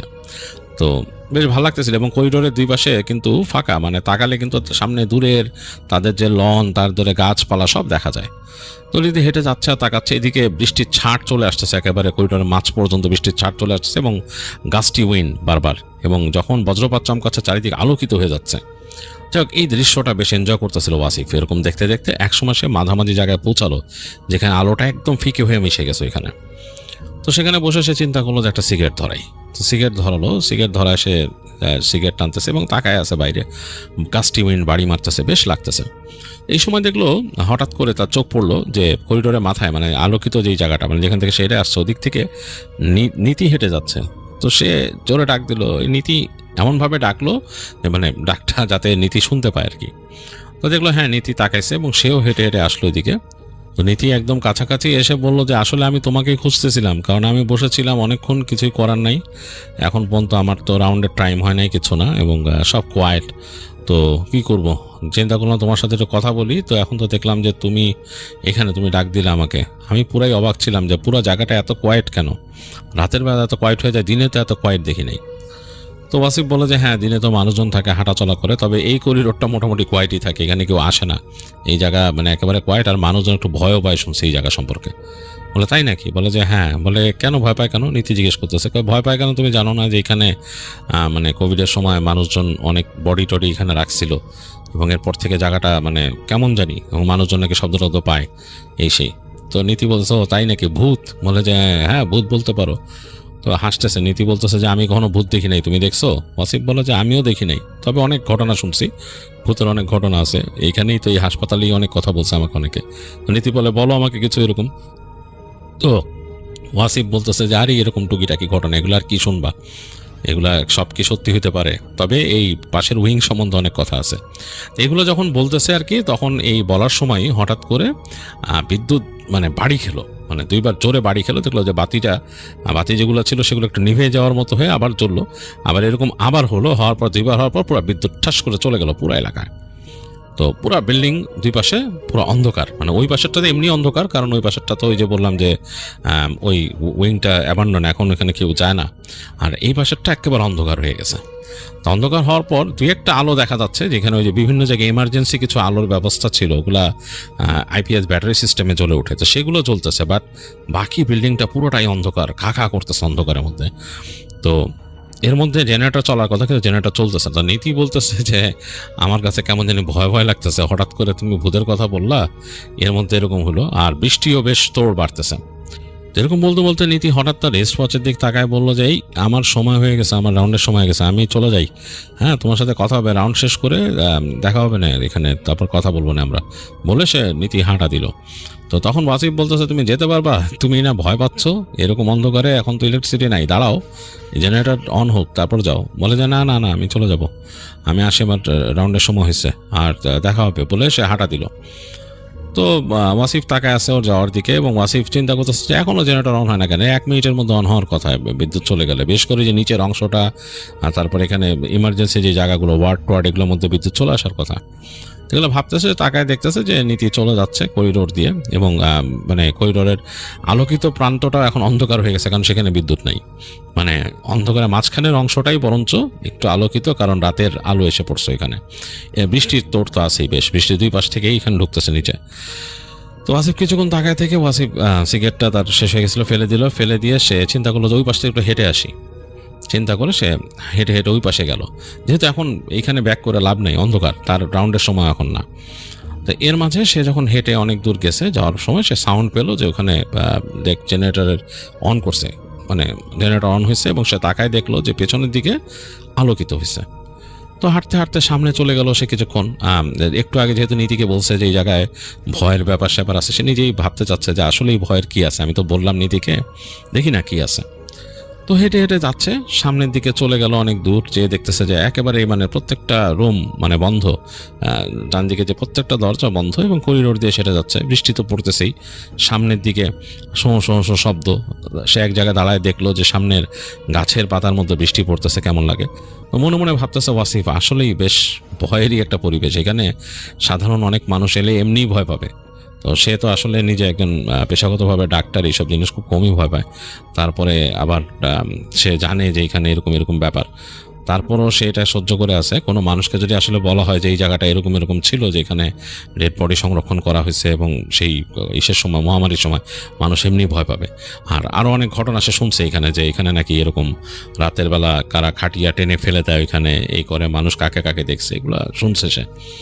তো যাই হোক, বেশ খানিকটা হেঁটে যাওয়ার পরে ওয়াসিফ মনে করে যে আর যাওয়ার দরকার নেই, ফিরে চলে যাই। তো ফিরে সে হেঁটে আসতেছে, আবার যখন হেঁটে আসতেছে এই পুরো করিডোরগুলো যে আসতেছে তার কাছে বেশ মানে গা ছমছমই করতেছে আর কি। এই পাশে দেখতেছে যে এইখানে আগে লিফট ছিল আর কি, লিফট দিয়ে উঠতো, সেই লিফটের দরজা বন্ধ। কেমন জানি মনে হচ্ছে যে জায়গাটা পুরোপুরি একটা অ্যাবান্ডেন্ট জায়গা এরকম। তো দেখতে দেখতে সে করিডোরে চলে আসলো আবার। তো করিডোরে এসে দেখতেছে সামনের করিডোরে এসে কিন্তু লাইট জ্বলতেছে। তো সে হেঁটে সামনে যাচ্ছে, বেশ অনেকটা আসার পর হঠাৎ করে জেনারেটরটা বন্ধ হয়ে গেল, মানে বিদ্যুৎ নাই, তার জেনারেটরটা বন্ধ হয়ে গেছে নিচে। সে অবাক হয়ে গেল যে কি রে শালা, একটু আগে অন করলো, এখন গেল হঠাৎ করে। যাই হোক, মেনটেন্যান্সে যেকে জিজ্ঞেস করবে পরে, ভাবলো কি ঘটনা। তো হেঁটে হেঁটে যাচ্ছে, মনে হচ্ছে যে ওই দুই পাশে আকাশের আলো এসে পড়ছে করিডোরের মধ্যে, বৃষ্টির শব্দ, আর সামনে অন্ধকার। একসময় সে অন্ধকারে ঢুকে গেল। অন্ধকারে ঢুকে মানে সে মানে ফিল করতেছে যে বাঁয়ে একটা প্যাসেজ, ডানে একটা প্যাসেজ, এরকম দুই দিকে দেখতেছে। দেখতে ডান দিকে সে গেল, সে চিন্তা করলো ডান দিকে যাই, প্যাসেজের শেষ মাথায় নীতির রুম আছে, ওখানে যে একটু কথা বলে আসি। নীতির রুমের আগে বাঁ দিকে ওই যে তাদের মানে নীতির রুমে পৌঁছানোর আগে হাতের বাঁ দিকে একটা ওয়ার্ড আছে, এবং এইটা সম্ভবত বাচ্চাদের একটা ওয়ার্ড এখানে। তো ওইটার পাশ দিয়ে সে যখন যাচ্ছে হেঁটে, ওয়াসিফ যখন যাচ্ছে, তখন সে শব্দ পাচ্ছে যে কে জানি কিভাবে কি বলতেছে অন্ধকারের ভিতরে, এবং বাদিক থেকে আসতেছে শব্দটা, একটা মেয়ের কণ্ঠ, এবং কিছু একটা বলতেছে বেশ টেনে টেনে। আবার সে একটু কান্নারও শব্দ পেল। তো সে চিন্তা করলো, আরে এই বাচ্চাদের ওয়ার্ডে এখানে এরকম মেয়ে টেনে টেনে কাঁদতেছে, ঘটনা কি একটু দেখি। তো সে তার পকেটের মধ্যে একটা ছোট ফ্ল্যাশ লাইট থাকতো, যেটা দিয়ে সে যে গলার ভিতরে দেখতো হঠাৎ প্রয়োজন পড়লে। তো সেটা সে জ্বাললো, আলো পড়লো, অন্ধকার করিডোর, সেখান থেকে আলো যে পড়ছে সামনে যে দেখছে একদম ফাঁকা সামনে, এবং সামনের শেষ মাথাতে একটা বড় জানালা আছে, ওই জানালাটা হালকা খোলা, সেখান থেকে বাতাস আর এসে নড়তেছে, ভেতরে গাছের ডাল ছিল সামনে, সেটা নড়তেছে, দেখতেছে আলোতে। আর এদিক থেকে তার আলোটা যে পড়লো, যখন আলোটা বাঁয়ে ঘুরেছে, দেখতেছে যে ওই যে নীতি যেখানে বসে ওয়েট করে সেই রুমটা আর কি, নীতির বসার রুম যেটা, সেটার গেট খোলা, সেটা যে আলোটা একটু পড়ছে, কিন্তু রুমটা অন্ধকার, ভেতরে আলো নেই। তো সে চিন্তা করলো যে নীতি কি কোনো রাউন্ডে গেছে, হইতে পারে। তো সে সাউন্ড কোত্থেকে আসতেছে বোঝার চেষ্টা করলো, দেখলো যে সামনে যে একটা রুমের ভেতর থেকে আসতেছে, এবং রুমটার দরজা খোলা, ওখান থেকে আসতেছে শব্দটা। কেমন জানি মানে একটা নারী টেনে টেনে যদি কাঁদে যেরকম করে, সেরকম আবার কি বলতেছে সেটাও সে বুঝতেছে না, কি ব্যাপারটা কি। আর বাচ্চাদের ওয়ার্ড তো এরকম থাকবে না, এখানে আলোর ব্যবস্থা করবেই, ওখানকার যারা নার্স আছে তারা ওখানকার প্রয়োজনে সেখানে চার্জ লাইট নিয়ে আসবে, এনে রাখবে, এরকম একটা অবস্থা তো হয়। সে আস্তে করে তার ফ্ল্যাশ লাইট নিয়ে রুমটার কাছে চলে গেল। সে বুঝলো যে হ্যাঁ, এটাই বাচ্চাদেরই ওয়ার্ড, কিন্তু তার কাছে অড লাগতেছে যে আলো নাই কেন রুমের ভিতরে, আর কি এরকম শব্দ করতেছে। তো সে ফ্ল্যাশ লাইটের আলো মেরে ঘরের মধ্যে ঢুকলো, ঢুকে দেখতেছে দুই পাশে অনেকগুলো ইনকিউবেটর রাখা, এবং ইনকিউবেটরগুলা মানে বাচ্চাদের ইনকিউবেটর, মানে বড় বড় যেটা নাকি স্পেশালাইজড বিছানা আর কি, যেটার মধ্যে হিট, অক্সিজেন সব দেওয়া, বাচ্চাদের মানে কন্ডিশন হলে, বাচ্চারা যখন প্রিমেচর হয় বা নর্মালি যদি কোনো অসুস্থ বাচ্চা থাকে তাদেরকে রাখা হয় ইনকিউবেটরে, সেরকম সারি সারি অনেকগুলো ইনকিউবেটর রাখা, কিন্তু ইনকিউবেটরগুলো খালি, ওটার মধ্যে কোনো বাচ্চা নাই। আর আলোটা দেয়ালে পড়ছে, দেয়ালটা হচ্ছে টাইলস করা। তার কাছে মনে হচ্ছে পুরনো দেয়াল, মানে দেয়ালটা হচ্ছে পুরনো, মনে হচ্ছে মানে ধুলো টুলো পড়ছে, উপর দিয়ে মাকড়সার জালের মতো হয়ে গেছে, এরকম মানে ওয়েব ঝুলে আছে ঠিক ওদিক।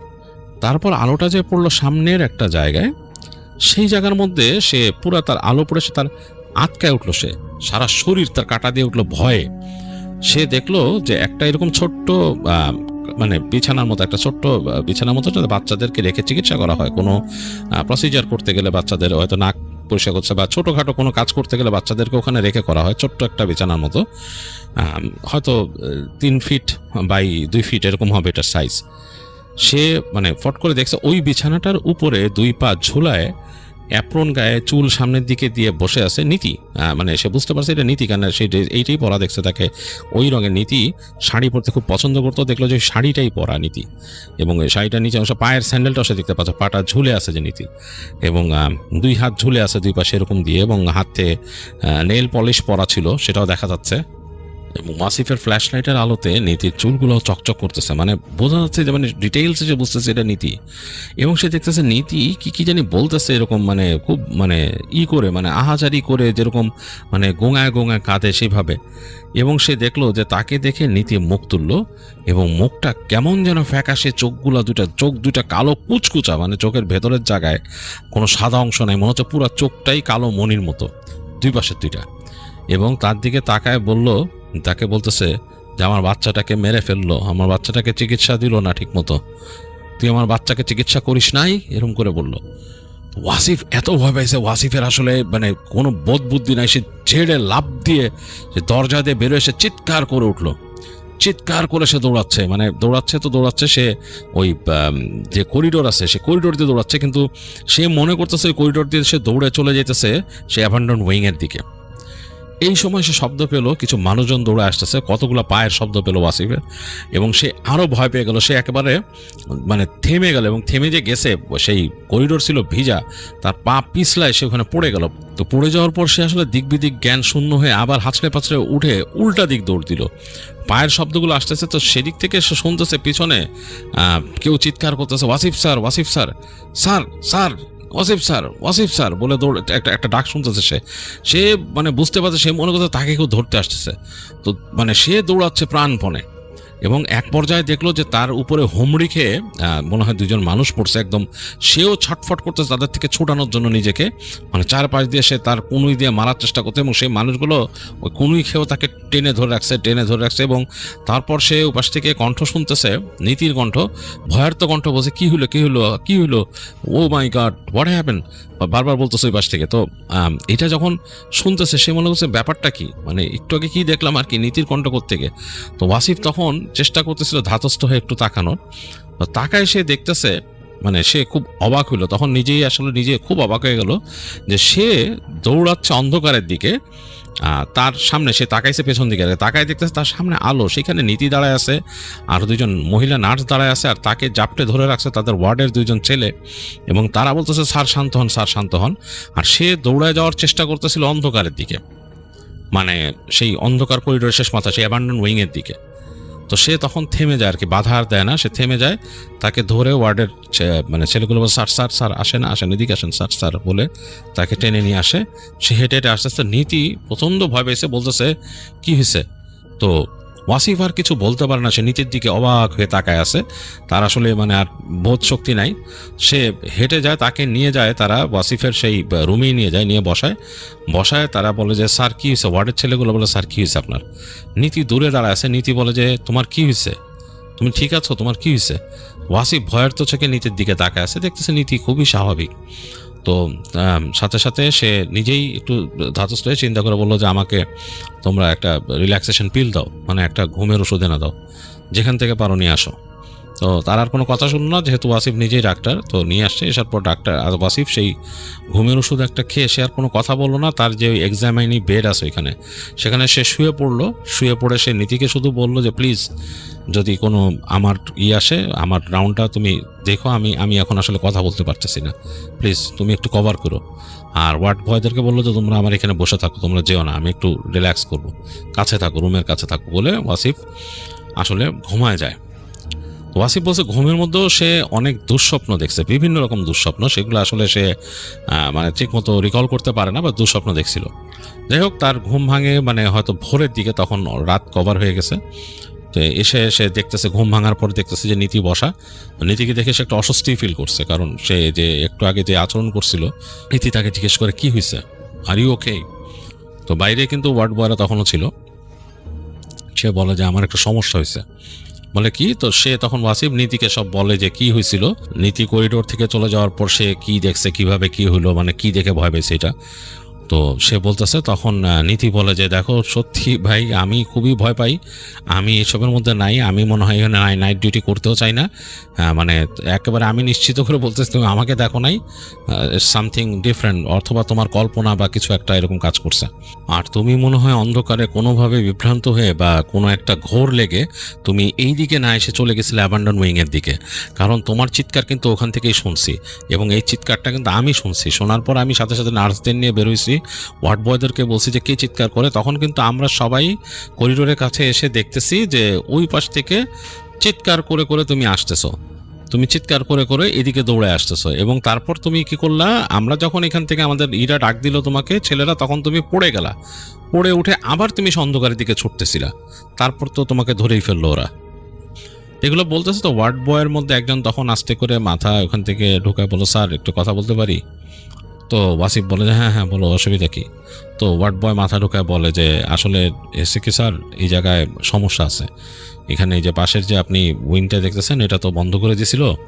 তো আসলে বন্ধ করছে কারণ আছে, কারণ হচ্ছে এখানে তো জানেন যে ওরকম মহামারীর সময় অনেক রোগী টোগী রাখা হয়েছে, আর মানুষজন ভয় পায় স্যার, আমরা নিজেরা ওখান থেকে হাঁটি না, আমরা নিজেরাও হাঁটি না। আমি নিজে ওখানে দেখছি যে এরকম মাথা ছাড়া মানুষ হাঁটতেছে, ওই মাথায় করিডোরে এই মাথা তো ওই মাথা ছাড়া মানুষ হাঁটতেছে। আবার আমাদের সাথে একজন দেখছে বাচ্চারা খেলতেছে ওখানে করিডোরের ভিতরে, অনেক কেউ থাকে না স্যার এই রাতের বেলা ওখানে, বাচ্চা খেলার কোনো কারণ নাই, মাথা ছাড়া মানুষ থাকারও কোনো কারণ নেই, মানে ভয়ঙ্কর জায়গা স্যার। ও এইখানে আছে, উল্টাপাল্টা আছে। তো যাই হোক, আপনি হয়তো কোনো একটা আপনার ভ্রম তৈরি করছিল, তারা ভ্রম তৈরি করছিল। তো নীতি বলে যে আমি এখানে নাই, আমি রাত্রেবেলা এখানে আর আমি ডিউটি দিব না। তো তখন ওয়াসিফ বলে আরে অসুবিধা নাই, তুমি আমি যেদিন থাকবো ওই দিন এসো, কোনো অসুবিধা নেই, মানে আমি কথা বলে নি বলে স্যারের সাথে, ওই দিন যাতে তোমাকে ফেলে অসুবিধা নেই, ভয় পেও না। আর কাজে তো এরকম থাকবেই হাজার, তুমি না করলে তো আর উপায় নেই, তোমাকে তো কোথাও না কোথাও জয়েন করতেই হবে। যাই হোক, এরকম কথা বলে ওয়াসিফ ওই দিনের মতোই, তবে সে ওয়ার্ড বয়ের কথাগুলো মানে সে বিশ্বাস করে, কারণ শুধু যে আরেকজন যে ওয়ার্ড বয় ছিল সেও ওই কথার সায় দেয় আর কি, যে বলে স্যার এরকম ব্যাপার আছে এখানে। এবং পরবর্তীতে ওয়াসিফ শুনছে যে ওখানে নাকি হাসপাতালে এরকম উল্টাপাল্টা জিনিস হয়, মানুষ ওখানে বিভিন্ন সময় বিভিন্ন জিনিস দেখছে, মানুষ অনেকে ভয়ও পাইছে এবং ওই জায়গাটাকে অনেকে এড়ায় চলে। তো ওয়াসিফ ওখানে থাকা পর্যন্ত ওই উইংটাকে আর অন করা হয় নাই, ওইটা ওরকমই ছিল ওয়াসিফ যতদিন ছিল। এবং নীতি রাতের বেলা ওই তার তার কাজ পড়লে ওয়াসিফের টাইমেই পড়তো। ওয়াসিফ কথা বলছিল নীতির স্যারের সাথে, কথা বলে সে ওইভাবেই সেট করে নিছিল। আর নীতিও বলছিল যে আমি যেহেতু ওনাকে ভালো চিনি, তার সাথে পরিচয় আছে, আমরা ওই সময় কাজ করতে পারি। তো যাই হোক, ওয়াসিফ ওখানে ছিল বেশ কিছুদিনও, তারপর আর সে কিছু দেখে নাই, বাট সে ওই জায়গায় আর যেত না, ওই জায়গায় সে ওই দাঁড়াইতেও যেত না, সে নিজের এই সাইডটাতেই থাকতো বেশিরভাগ টাইমে। রাতে যখন তার কাজ পড়তো তখন সে ওই সাইডেই থাকতো, সে এখন আর যেত না। তো এই ছিল ওয়াসিফ আরমানের শেয়ার করা ঘটনা।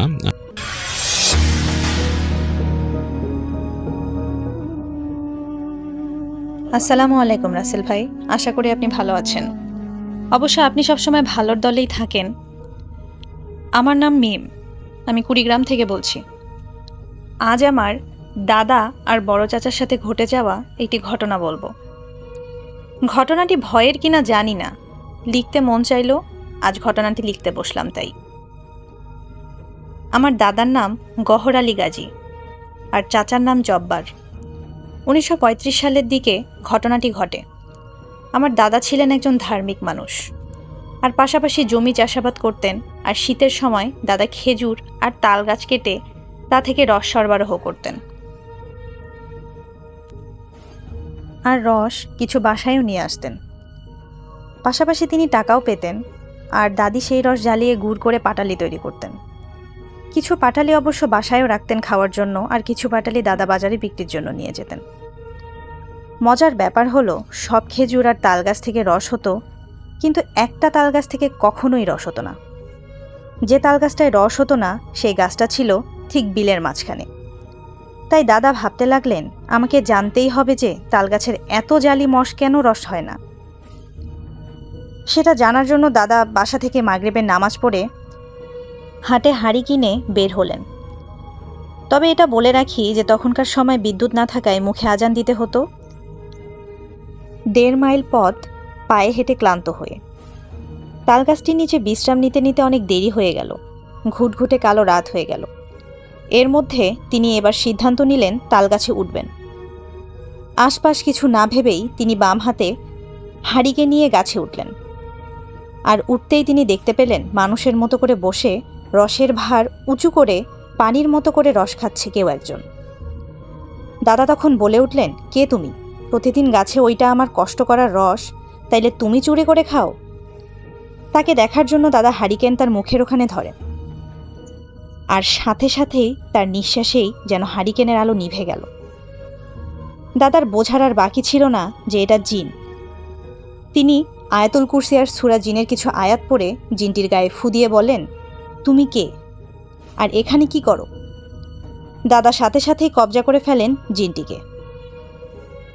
জিনটি তখন দাদাকে ধমক দিয়ে বলে, এটা আমার বাসা, এখানে আমি ছাড়া আর কে থাকবে বলতো? আমাকে ছেড়ে দে, তা না হলে আমি তোর পরিবারকে ধ্বংস করে দেব। দাদা বলেন, তোকে ছেড়ে দিতে পারি এক শর্তে। জিন বলে, ঠিক আছে।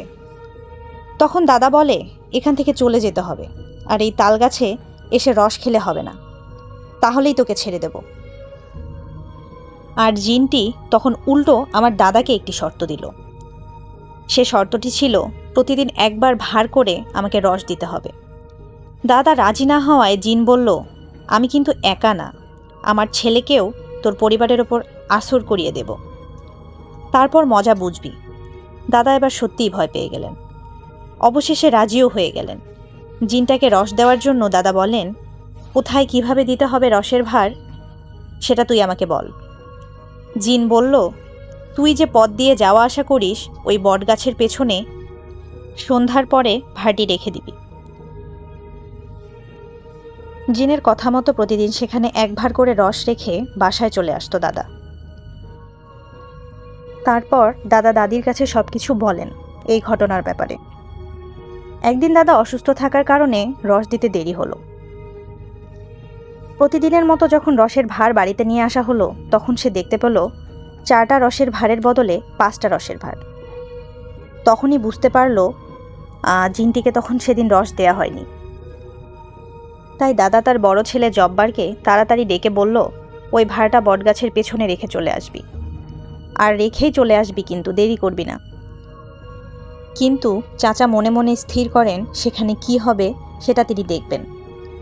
চাচা রওনা দিলেন আর মনে মনে ভাবলেন, প্রতিদিন বাবা কেন ওখানে এক ভার করে রস রেখে আসে। এক পর্যায়ে বটগাছের কাছে এসে পৌঁছালে চাচা ভারটি গাছের পেছনে রেখে বটগাছের সামনে এসে লুকিয়ে লুকিয়ে দেখছিল। পেছনে হঠাৎ দেখতে পেলেন দূর থেকে সেই জিনটি হাওয়ায় ভেসে ভেসে তার দিকে আসছে।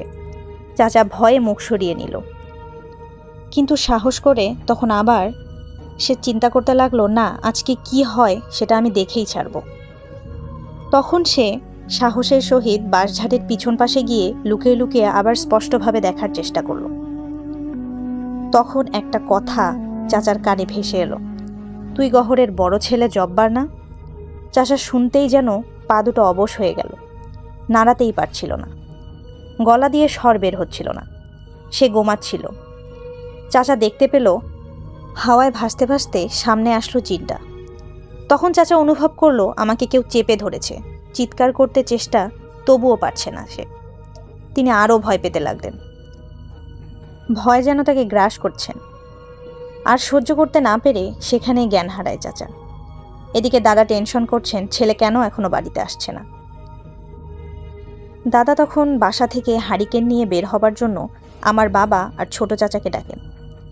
কিন্তু বাবা আর ছোট চাচা ঘুমিয়ে থাকার কারণে তাদের ঘুম না ভাঙিয়ে দাদা একাই রওনা হন।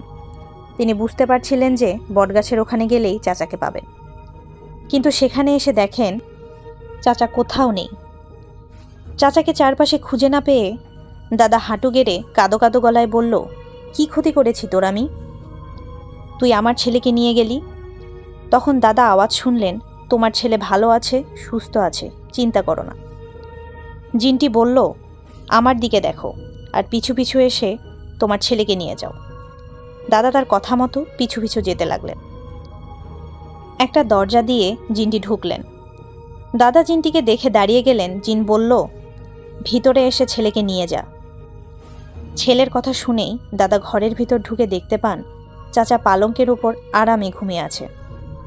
দাদা চারপাশ মাথা ঘুরিয়ে ঘুরিয়ে দেখলেন ফলমূল, খাবার, দামি দামি আসবাবপত্র, কত কিছু ইত্যাদি ইত্যাদি দেখে দাদার যেন মাথা ঘুরে গেল। জিন বলল, ছেলেকে এখন ডেকো না, তাড়াতাড়ি করে এখান থেকে নিয়ে যাও। দাদা তার ছেলেকে নিয়ে ছোট বাচ্চাদের মতো ঘাড়ে করে বাসায় চলে আসলো। তারপর দিন দাদা ছেলেকে কিছু জিজ্ঞেস না করে দাদিকে ছেলের পাশে রেখে সেইখানে দিনের বেলাতে আসে। এসে দেখল সেখানে আসলেই কোনো ঘর ছিল না। দাদা মনে মনে ভাবলেন, হয়তো রাতে এখানে আসলে পাওয়া যাবে। দাদা সন্ধ্যার পর রসের ভার বটগাছের পেছনে লুকিয়ে লুকিয়ে দেখছিলেন। একটু রাত হওয়ার কারণে দাদা বাড়িতে এসে এশার নামাজ পড়ে। আবার গেলেন, সেখানে রসের ভাঁড়টি যেভাবে রাখা ছিল সেখানে সেইভাবেই আছে। ভাঁড়টির কাছে এসে দেখলেন সেখানে সেইভাবেই ভাঁড়টি পড়ে রয়েছে। তারপর থেকে সেই জিনটি দাদার কাছে আসেওনি আর দেখাও যায়নি। দাদার সেই জিনটির জন্য মন খারাপ হয়ে যায় এবং এর পর থেকে কোনো ধরনের কোনো অহেতুক ঘটনা আর কারোর সাথে ঘটেনি। তো এই ছিল আজকের গল্প।